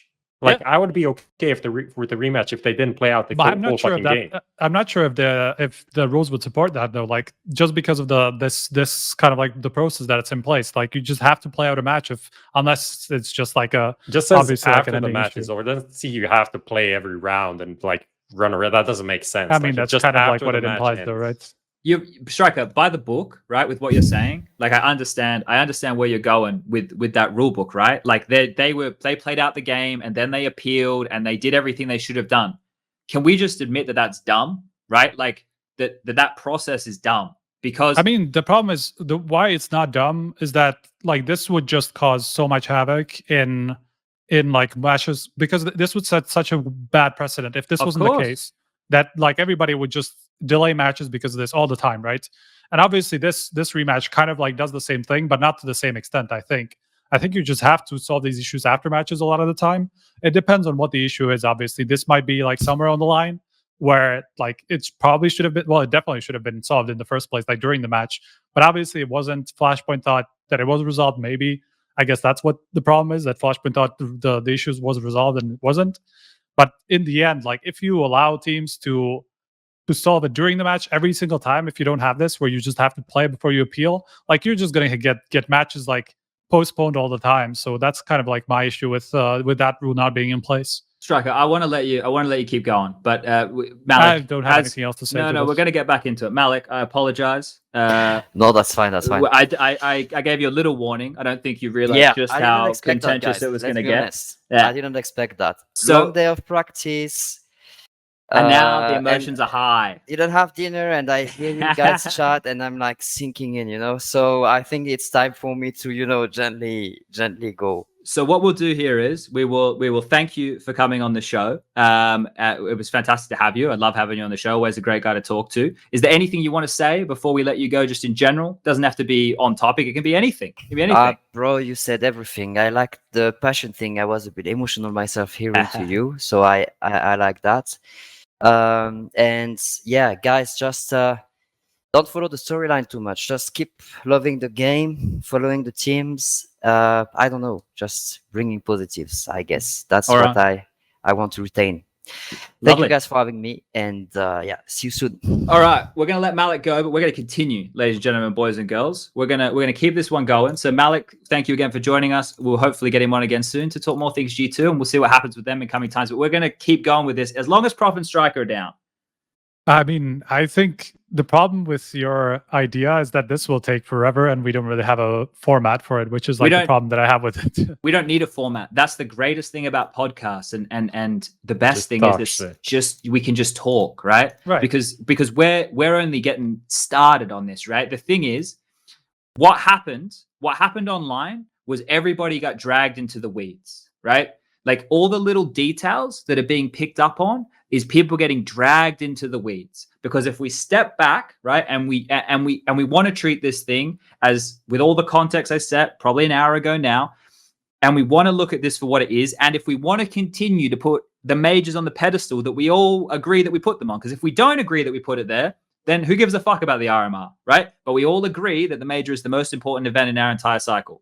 It's also the event that fucks up our entire cycle, just to be fair. But because it is an RMR event, and this is a situation which was so big, right? Remember the NIP context of it being their debut match, and just be so big. It felt like the solution had to be better than play with packet loss and then have this go down afterwards, right? I get the fact that you're saying they followed the rule book, they did the appeal, they did this. That's all good as well. But the next conversation point that we get to is now the conversation has changed, because the conversation was, oh, this has happened. That sucks, man. It's a bit of a shame for NIP, right? That they lost that. That's not great. We'll see how they do in the next game. And most people, like I said, I didn't even watch the last two maps of that because like I stopped caring. I didn't watch after 1-1. I won't lie. I didn't watch after 1-1 because after I knew that the packet loss was a thing and it wasn't resolved, the match for me is ruined. right? Like I had the same feeling. Yeah. I didn't care anymore, right? So Yep. for me, it didn't matter if Flashpoint played the game or they didn't, because I didn't give a fuck. Like, that's just me personally. Obviously, for other people, it's different. But at that point, the integrity was already ruined. Let me give you another example of when the integrity of a game was ruined, right? Before the match had concluded. When the Brazilians, well, they were all Brazilian, when Fallen and Co. put Furia on blast in the middle of a game on Inferno after the tech issue, everything was resolved. Besides the fact, and the League Ops guy over at Blast didn't think that the competitive integrity had been ruined. So maybe everybody's different. Personally, I think if you come from a country like Brazil with a very, very passionate fan base, that's the word we use for them, who clearly have an affection for going mental on social media. I'm sorry if I'm offending any Brazilians out there, but I have to use it as a whole because it is. When Fallen made that tweet, what he did essentially, and it's about a year ago when I had a similar impassioned fucking podcast, he weaponized a fan base on social media against a younger version of them. A bunch of kids playing together, loving the game, wanting to be the best in the world. They weaponized a fan base in the middle of the series. Now, I'm not a 19-year-old kid. Social media still gets to me. People being mean on the internet still gets to me.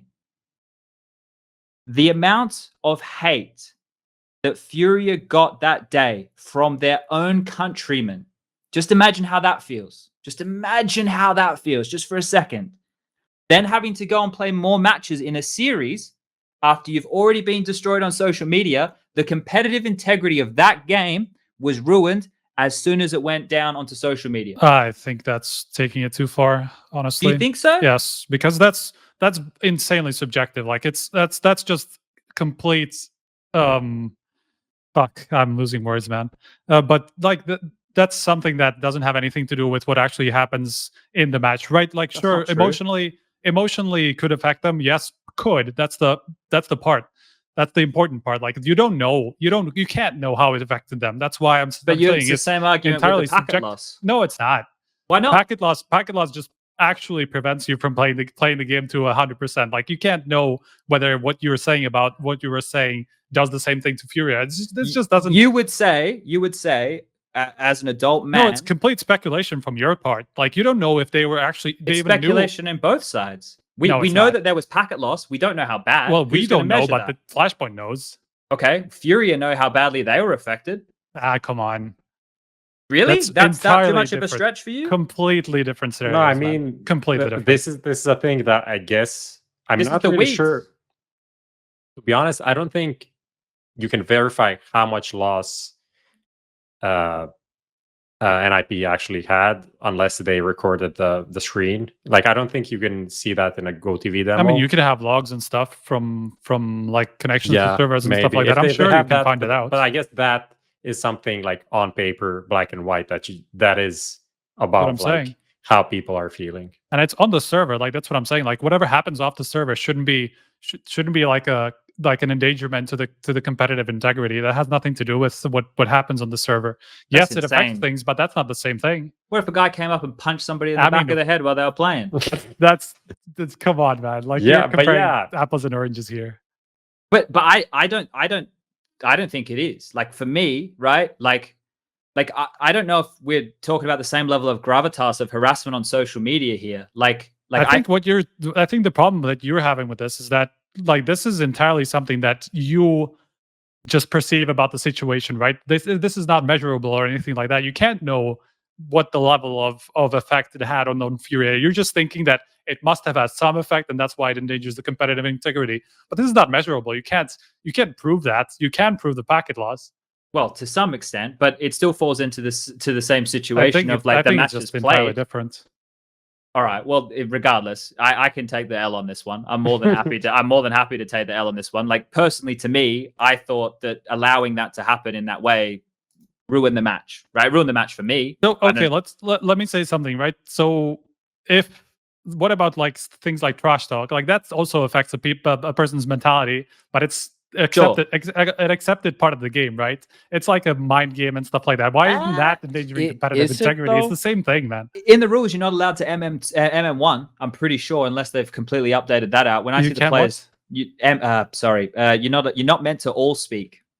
Oh, You're not meant to type. But you like can that. do it on LAN. Obviously, like I'm not talking about Sure. these times, but you can just shout at people across the room on LAN and just like keep shouting at them like very, very nasty things. And is that kind of the same thing that Brazilian community could do to you because you're beating their favorite team or whatever like that? It's the same shit, man. having your entire country fucking hate you and send you death threats is the same as having Cold Zero stand up from behind his PC. It's the same premise. Is it? Yes, it's not the same volume, but it's the same premise. I guess it is, but I think this is a lot worse. Well, look, either way, like I said, I'll take the L on this one. We'll subtract this from the conversation, and we'll get back into the actual conversation around the NIP Anonymous scenario. So we're still there. Okay. I don't think we ever left. Like the thing is, right? We covered off the initial issue. We covered off the Anonymous got the statement out first. That's the best PR thing they did, right? That was the best thing. It was they a did. shit statement, though. I know it was. Let's be fair. But the fact that they got out there garnered the entire community support, which is what they deserve. There's no way that game should have gone down, right? Like just the audacity to think about replaying that match day off. Like, does that compute? Like that right there? Even if there was going to be a rematch, Striker, let's go because you're heavy into the rematch thing. When do you think it should have been played? Like, I mean, not like hours from the decision. I agree with that. Sure. So when, like, knowing we had today and tomorrow for Flashpoint, like either of those could have been. I don't think there should have been a rematch. Like, I'm very clear about that. But like, if there was going to be, if they at 1-1 they called it off or NIP left or whatever, and they rematch, they could have done it today or tomorrow. I understand the logistics of an event. I know that it's not as simple as just having, let's just play. Like, I'm very aware of that. But in circumstances, things can change, right? We're all aware of that. So like that right there was a terrible choice. Do we think, because this is the thing, the jury's still out, right? We don't know if there's going to be a rematch or not. What was the last thing that Flashpoint said? So no. Yeah. No, go ahead, Prof. The decision is what Flashpoint said, that there is going to be a rematch. They said it was going to be on the day, right? That was the initial reaction. Was supposed to be yesterday at 9 p.m. Instead of the Hyenas NIP match. Should have been NIP Anonymous. And then they said that is going to be postponed to a later date. And that is the last that we're on. Also, I think it was commented that Valve said, fuck y'all, make your own decision. Which I think is kind of very Valve. Very Valve. Yeah, Valve doesn't want to be like, imagine they come in on this and they make some sort of a ruling. That would mean that every next time something happens and some admin makes a decision that is dubious and some team is upset about it, they'd have to come in, and Valve doesn't want to come in and babysit us all the time. Yeah. So that's not going to happen. It doesn't make any sense. As we figured out, Flashpoint was hired to do the RMR. Flashpoint should do the RMR, which is this. So that just leaves us with scheduling the match at some point where teams are free, and then seeing if they will actually play. Because do you think they will? I think they will have to eventually. But like, if I'm Anonymous, I don't rock up. I mean, they can decide to just forfeit the match for sure. But do you think NIP wants to play now? Like the players actually? If NIP play, the community already got heavily swung in the polls' favor, right? Like I think that was the general... not even that much. Like I think it's kind of even almost balanced. Not balanced like 50-50, but I feel like it's definitely 40%. It's a lot more towards Anonymous. Let me you tell reckon? you. Like the more I read on Reddit, I'm not sure, but I don't know. But from the pro player perspective, it's Anonymous definitely. But I don't know if the casual fans and stuff like that. What do you think about what's being spoken about? Like I saw some people, I forget who, I apologize for not giving credit, but somebody was saying, look, if there was, maybe it was Graham, maybe it was Mr. Pitt, said if this game goes on, this is when maybe it wasn't, I don't want to put words, but someone's saying about it striking, to strike if this happens, like all the players, like not just the ones involved in the match, but the greater player base. Like, what do you guys think about that? Like, I don't want that to have to be the option. That shouldn't be the option here. Like, we should never let it get to that. We need to find a solution before that. Yeah, I mean, I hate the fact that this could set a precedent because it's obvious like this is obviously a very unique situation, but people like in the future, like Prof was saying, like with very small internet issues, like somebody crashes during a round with something like that, and people use that to like try to replay a match just because of the situation, right? Because there's a precedent now that NIP actually got a match replayed because of internet issues, right? Yeah. And those like props that happen kind of all the time is just not to this degree probably. So that's kind of like the problem that I have with a rematch, just because of what kind of it could cause further down the line, not because of this this one isolated incident. The problem is they already made the ruling, so it doesn't matter if the match gets played or not. This is the precedent has been made. Yeah. That's what I'm saying. That's what I'm saying that I don't like about this. Like they can still backtrack. I hope they doubt do. it.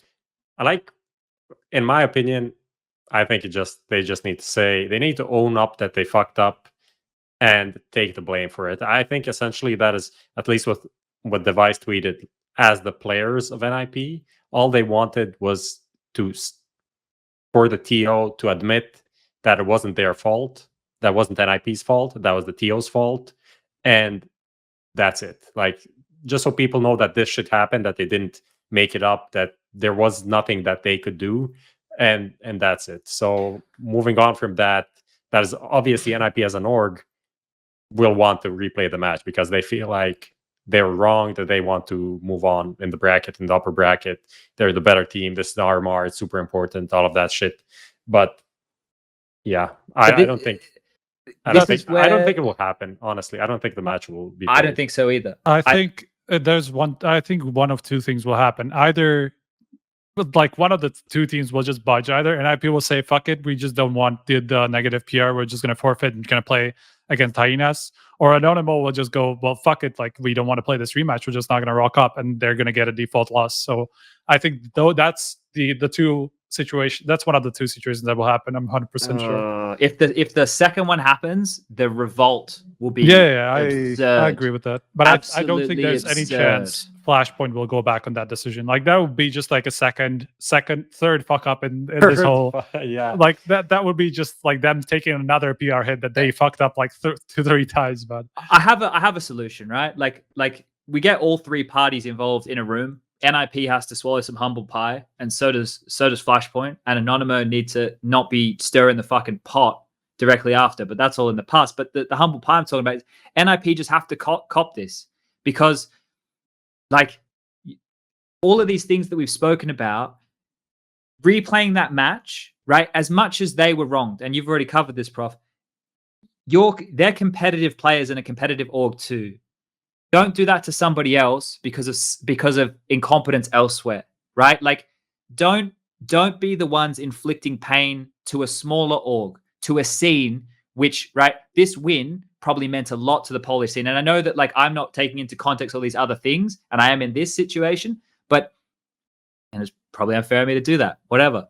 But I just think that NIP, if I was in their shoes, it's not worth any more negative PR. You've already been dragged through the mud. I agree with that. You are still likely, like, if you think you're gonna lose to Hyenas, you weren't gonna go very far in the RMR anyway, were you? Let's be honest. So, like, adding the context after the fact, because the mess is already made. Like, somebody's already shut the bed. There's no point me going in here and go, who shut the fucking bed, and walking around the house looking for it. Nobody's home. I should just clean up the shit in the bed. It's done. Let's just clean it up and let's just move on from this. But I have a solution that will solve all the issues.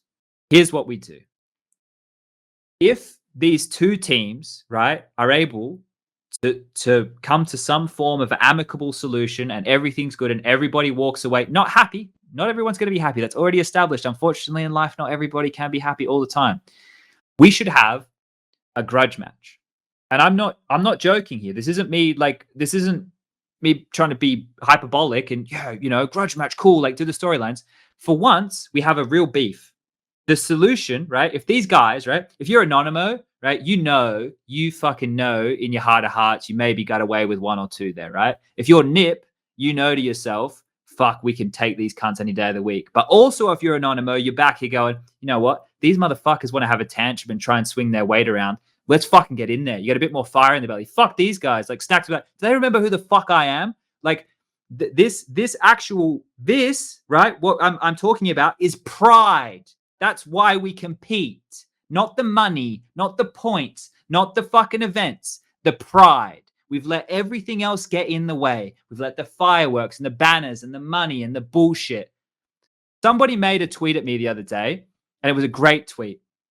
And it was talking about these players, and this is the next thing we're going to get into, about the schedule, right? And all that. And the guy made a tweet, and I don't have the exact verbiage. I wish I fucking did. But he said something along the vein of, it's changed from being about the competition and competing and the heart of what competition means into being the product of the players and who's the most popular and who has the biggest fan base. And guys, that's not what competition is. Competition, right? And this is the disconnect. This is the disconnect that we seem to be having because of the semi-franchise leagues and the semi-partnered leagues and the this, that, and the other and the pack schedule. You guys are seeing the fall off from the top dogs. We spoke about it earlier in the show. They're getting exposed in the online era because now everybody else can compete with them, because everybody else can work hard at home the same way they can, right? And not all of it. I saw some people making comments about the rant last week, said it's not all about drive, Sponge. I understand you need to be an elite caliber player. That's the initial caveat. That's the assumption. We're already operating under the fact that you're elite to be in the top. So fuck off with that. You can take your luck as well, because I know that comes, that already existed. We're not having that. It's everybody's elite. Who works harder out of the elite? That's the conversation we're having. And now that you've got these teams who are just grinding and these kids, and they've seen it and they idolized and they're hungry for it and they want it more, they're working hard. But as soon as you get there and you sit there in your little ivory tower for long enough, you get soft, right? And you know how hard it was to get there, and you know that there's many people doing the same and they want your spot. So you have to work just as hard or harder to maintain that. And that's hard. And that's really hard. But instead of us having a thought process where we go, okay, fuck, Cologne's an important event. Blast group stages are important to qualify for the finals.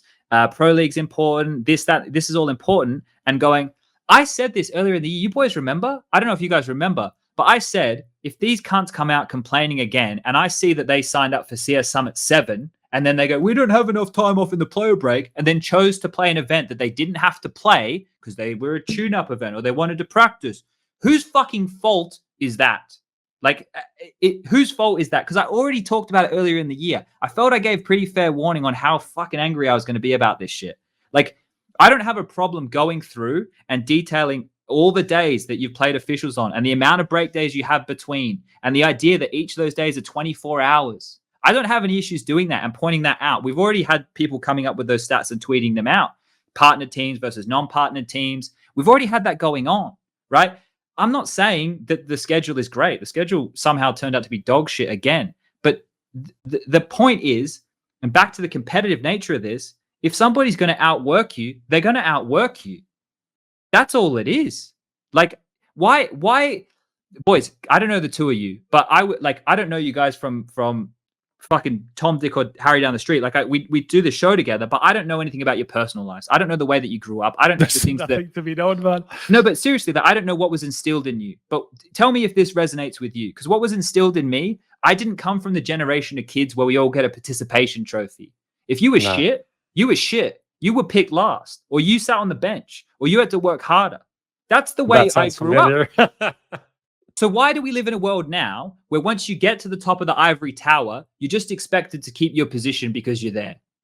People will say this isn't true. We just want our fair rest, Sponge. Why do we have to have Pro League right after the break? Go be a fucking school teacher or an accountant or something else where you get sufficient holidays and you can go home. You work 9 to 5 and you go home to your wife, or you go home to your husband, or you can book your fucking weekend holiday trip. This is an elite level discipline.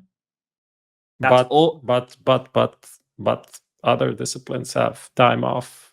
Okay, so you want a closed circuit where teams like Gambit will not be able to break through because you boys are hogging all the spots with your multi-millions of dollars. I thought we like competition.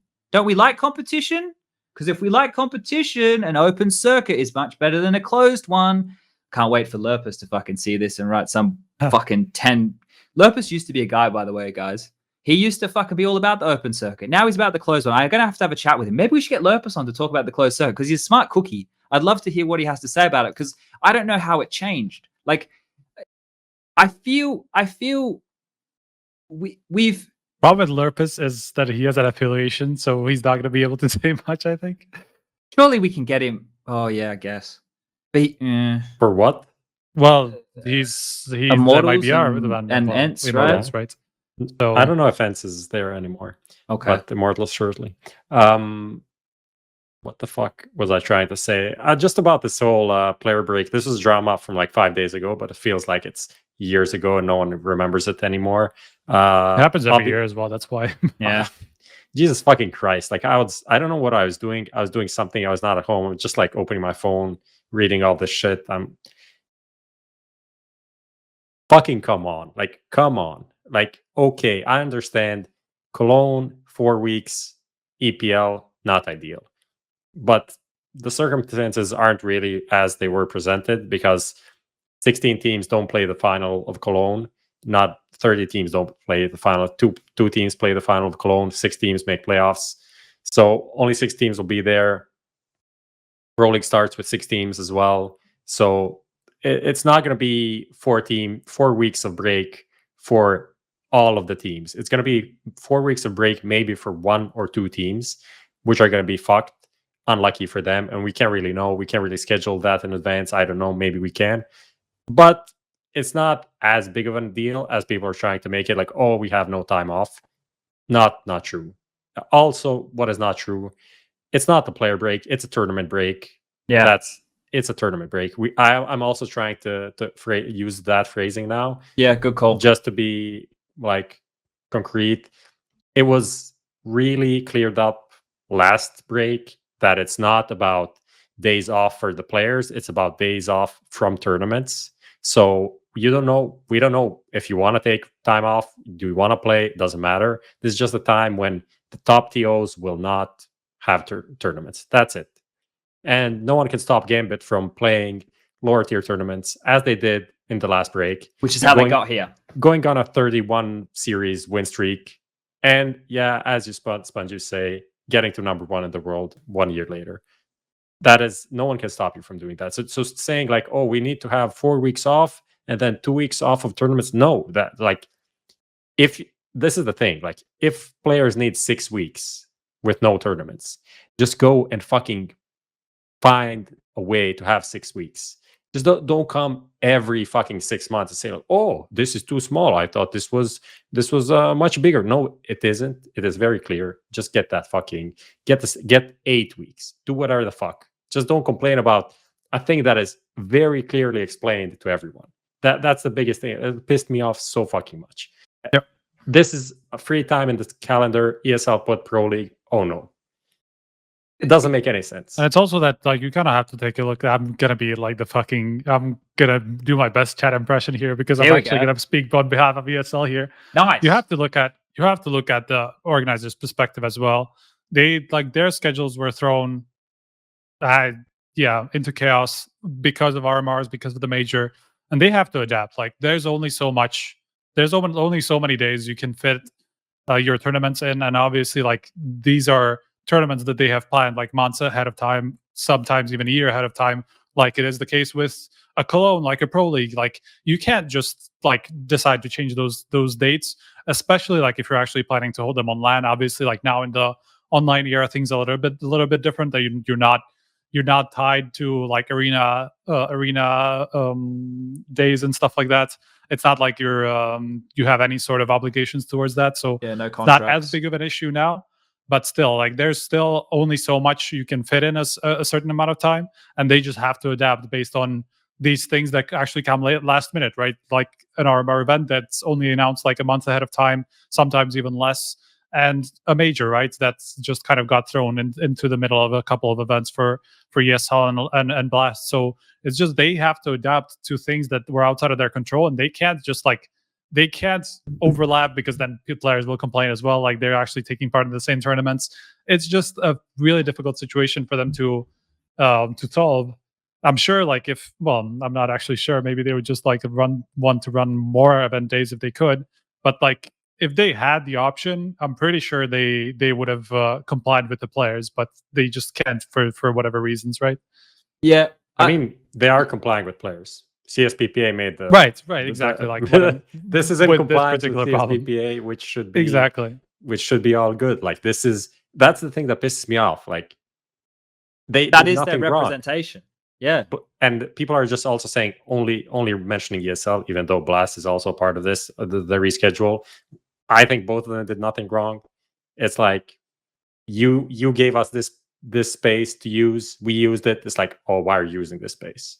Yeah, exactly. I agree with it 100%. Can look- I just ask you something? I know we Yeah, were kind yeah, of backtracking, but one thing that I was completely baffled by is why CSPPA is meddling in this Anonymous and IP situation. This is Does very anybody see interesting, this as yes. a? I haven't had a look.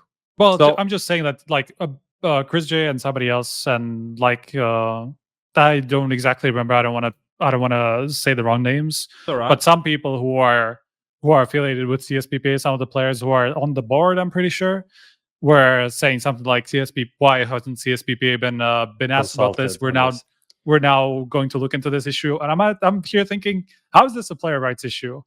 Like, this has nothing to do with CSPPA. Like, why are they? It's Why would they conflict have to be between two teams and a TO. exactly? Yeah. Like, Yeah. why would they have to be consulted? Like, I'd there's say no. yeah. I want to say they definitely don't have to be consulted, but if a situation like this arises and there is no precedent and you don't know what the fuck to do, I think consulting them is okay. So Yeah, I maybe you agree. get like a different opinion. But I don't also like the tone of like, oh, you should have asked us. Yeah, Like, exactly. we are here to we'll solve. They the should problem. act. Yeah, it's like Yeah. If like- anything, if there's one one entity that should be consulted, it's ESIC, not CSPPA. Okay. Obviously, they are affiliated with ESL. Problems with that. Blah blah blah blah. I don't even think that's the problem, dude. ESIC, unless they have Michał Slavinsky on staff, Yeah. they're not equipped to handle Counter-Strike direct questions. We Right. already saw that with the Aussie match fixing gambling Yeah. scandal, right? We already saw that they understand corruption and they understand people trying to match fix, but they don't understand what it means to have your Yeah. digital vibrance turned up to 100% on your monitor. Yeah, but in And theory, but I I mean- agree with Striker though. Yeah, because they are partnered with teams to uphold competitive integrity. That has yeah. been used. That term has been thrown around the last 24 hours so much. It's been poured out. Insane. I don't actually know if Flashpoint's cooperating with them. I'm not actually sure if they're one of the partner teams or like the member teams or whatever they call it. That also could be a thing. I'm not sure. I think But the thing first is, it like, used to be. stuff like this happens, and then people are just like looking like, who is the authority on this? And there is no authority. But I mean, the thing is that unfortunately. CSPPA is just like, it just came out as so fucking entitled to me that they just came out saying, well, we should have been consulted on this. Why haven't we been consulted on this? I'm like, why does this concern you in any way? Like, this is not the type of stuff you want to be meddling in. This is literally the way I see CSPPA involved is, like, as I said, maybe if you want a second opinion on stuff, or maybe you want to see, oh, there are different, I don't know, a lot of players involved, so they have a lot of experience from different tournaments that maybe we don't have, so maybe we can get a new angle on it. Or CSPPA can come in and do a protest as they did with Blast. That's the only thing. But then that doesn't really go into like, we need to be consulted. That is, the decision that is made is not okay for us, all of the players, and we don't agree with this. So if you don't change it, we will strike. That's the only way I see them coming in, but I don't think that is going to happen either. No, it's not something for while it's going on, right? Like, while it's going on, it's between three entities: NIP, Anonymo, Flashpoint. Just three entities that are involved in this issue. That because players are involved on both sides of this, the union, they're going to come in and go, well, we're repping Anonymo, but we're not repping NIP. Like that's not, we're not having a legal proceeding here where we're going to court and we're giving our testimony of it's like what you're saying, Prof. It's only if the trigger is switched on over that they might need to do something, right?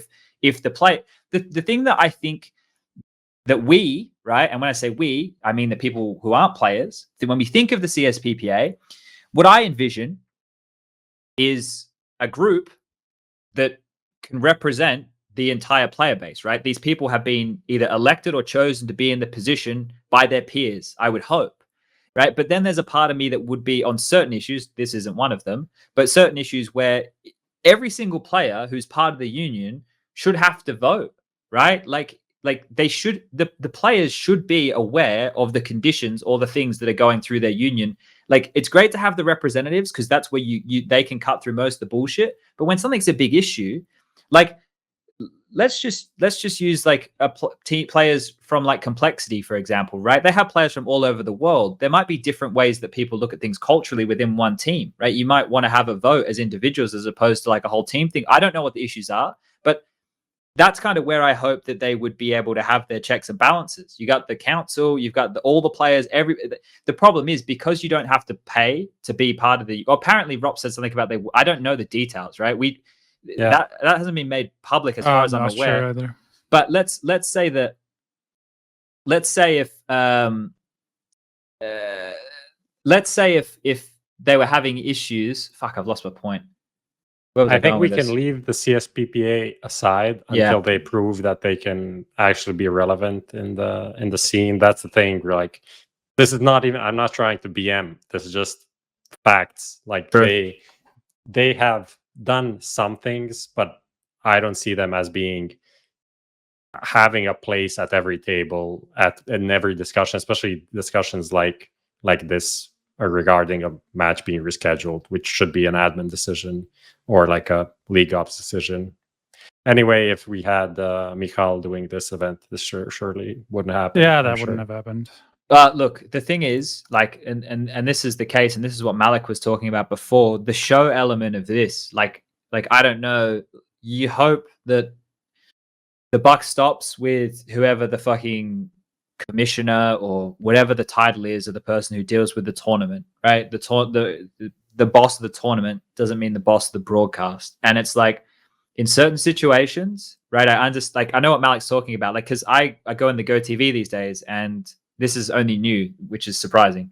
But I would see like them saying, okay, game live in 5, game live in 3, right? They're like, I'm getting to see the interactions a bit more. So you can see the players are kind of left there on tenter hooks in the sense of like they're just waiting for the go time. So I can understand how that's a pretty unnerving. They must be used to it by now. But like, the show element of this is the other part that we haven't really considered. So for Flashpoint only running 2 best of 3s in the day, not to have their premier match play, like I don't think it would be high on their priority list because they would get the game later down the track. But like, that's going to kind of ruin the whole day that was planned, right? I'm not saying that's why they forced the match live, but I'm saying that those are other things that we haven't discussed. I mean, there's still some sort of a pressure that they're going to consider for sure. Like, there's no way they don't consider like what kind of a strain it will put on the schedule, or more like how many people they have watching currently in this match that a lot of people wanted to see because Device is playing in it now. So it's kind of like it's some stuff that I'm sure they considered. I'm not saying that it necessarily had an impact, but it's something that will always really be in the back of their minds, I'm sure. So we've kind of gone all over the shop with the NIP Anonymous Flashpoint situation. We kind of slightly touched on this tournament break situation. I can see that you're getting a bit tired, Striker. You've had a long day. Out super much. I'm actually hungriest. Well, that's all right. Yeah, we can close it down, but we have to, the three of us, I want to give homework as well. Here we go. But we have to do a show. Yeah. And no, I'm down to do all this as long as we have some sort of a format for it, some sort of like a direction. Because if it ends up being just us shooting the shit about stuff, like it's just going to be all over the place. No, we're not going to get anywhere. So it's kind of like that's where I'm feeling with it. Sure. Look, what I want to do, and we can spitball this live because the people at home will know what to look forward to. Yeah. What I think we do is, first and foremost, we need to look at the Counter-Strike scene as it is and put it in digestible format for the viewer.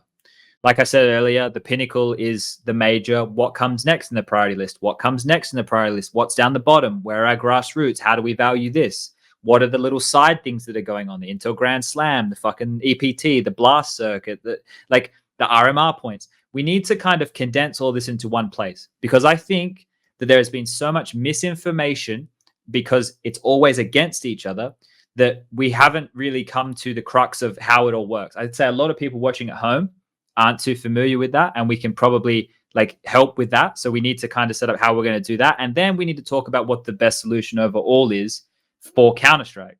Because I was talking to somebody very smart today, and they made mention that the RMR events are a way that Valve can keep a check and balance on there not being a monopoly, because they get to choose who runs the RMR events. And if you guys notice, none of the big TOs, which is ESL and Blast, I don't know if anybody would argue with ESL and Blast being the biggest two TOs we have in Counter-Strike, were given an RMR.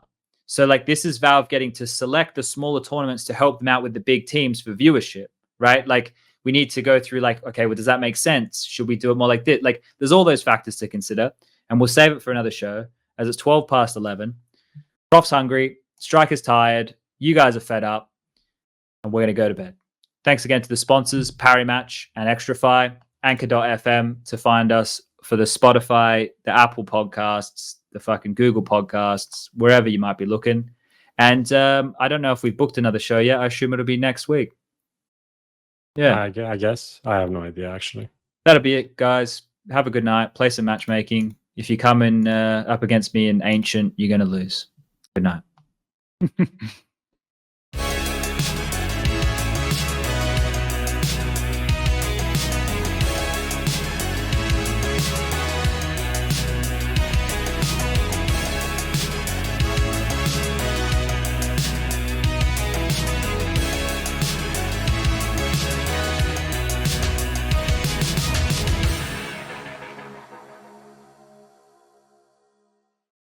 Add some fun to your space with Extrafy, designed in Sweden with focus on quality products built on experience. You're looking at Project 4, their 4th generation of products with super cool colorways to stand out, with matching sets to satisfy with a solid B4 bungee, lightweight ergonomic M4 mouse, the K4 keyboard is fantastic, all of which are performance focused, and finish it off with colorful GP4 mouse mats that are bold in design and smooth on the surface. The retro theme in particular has got the feels. Complete your setup with Extrafy. No regrets guaranteed.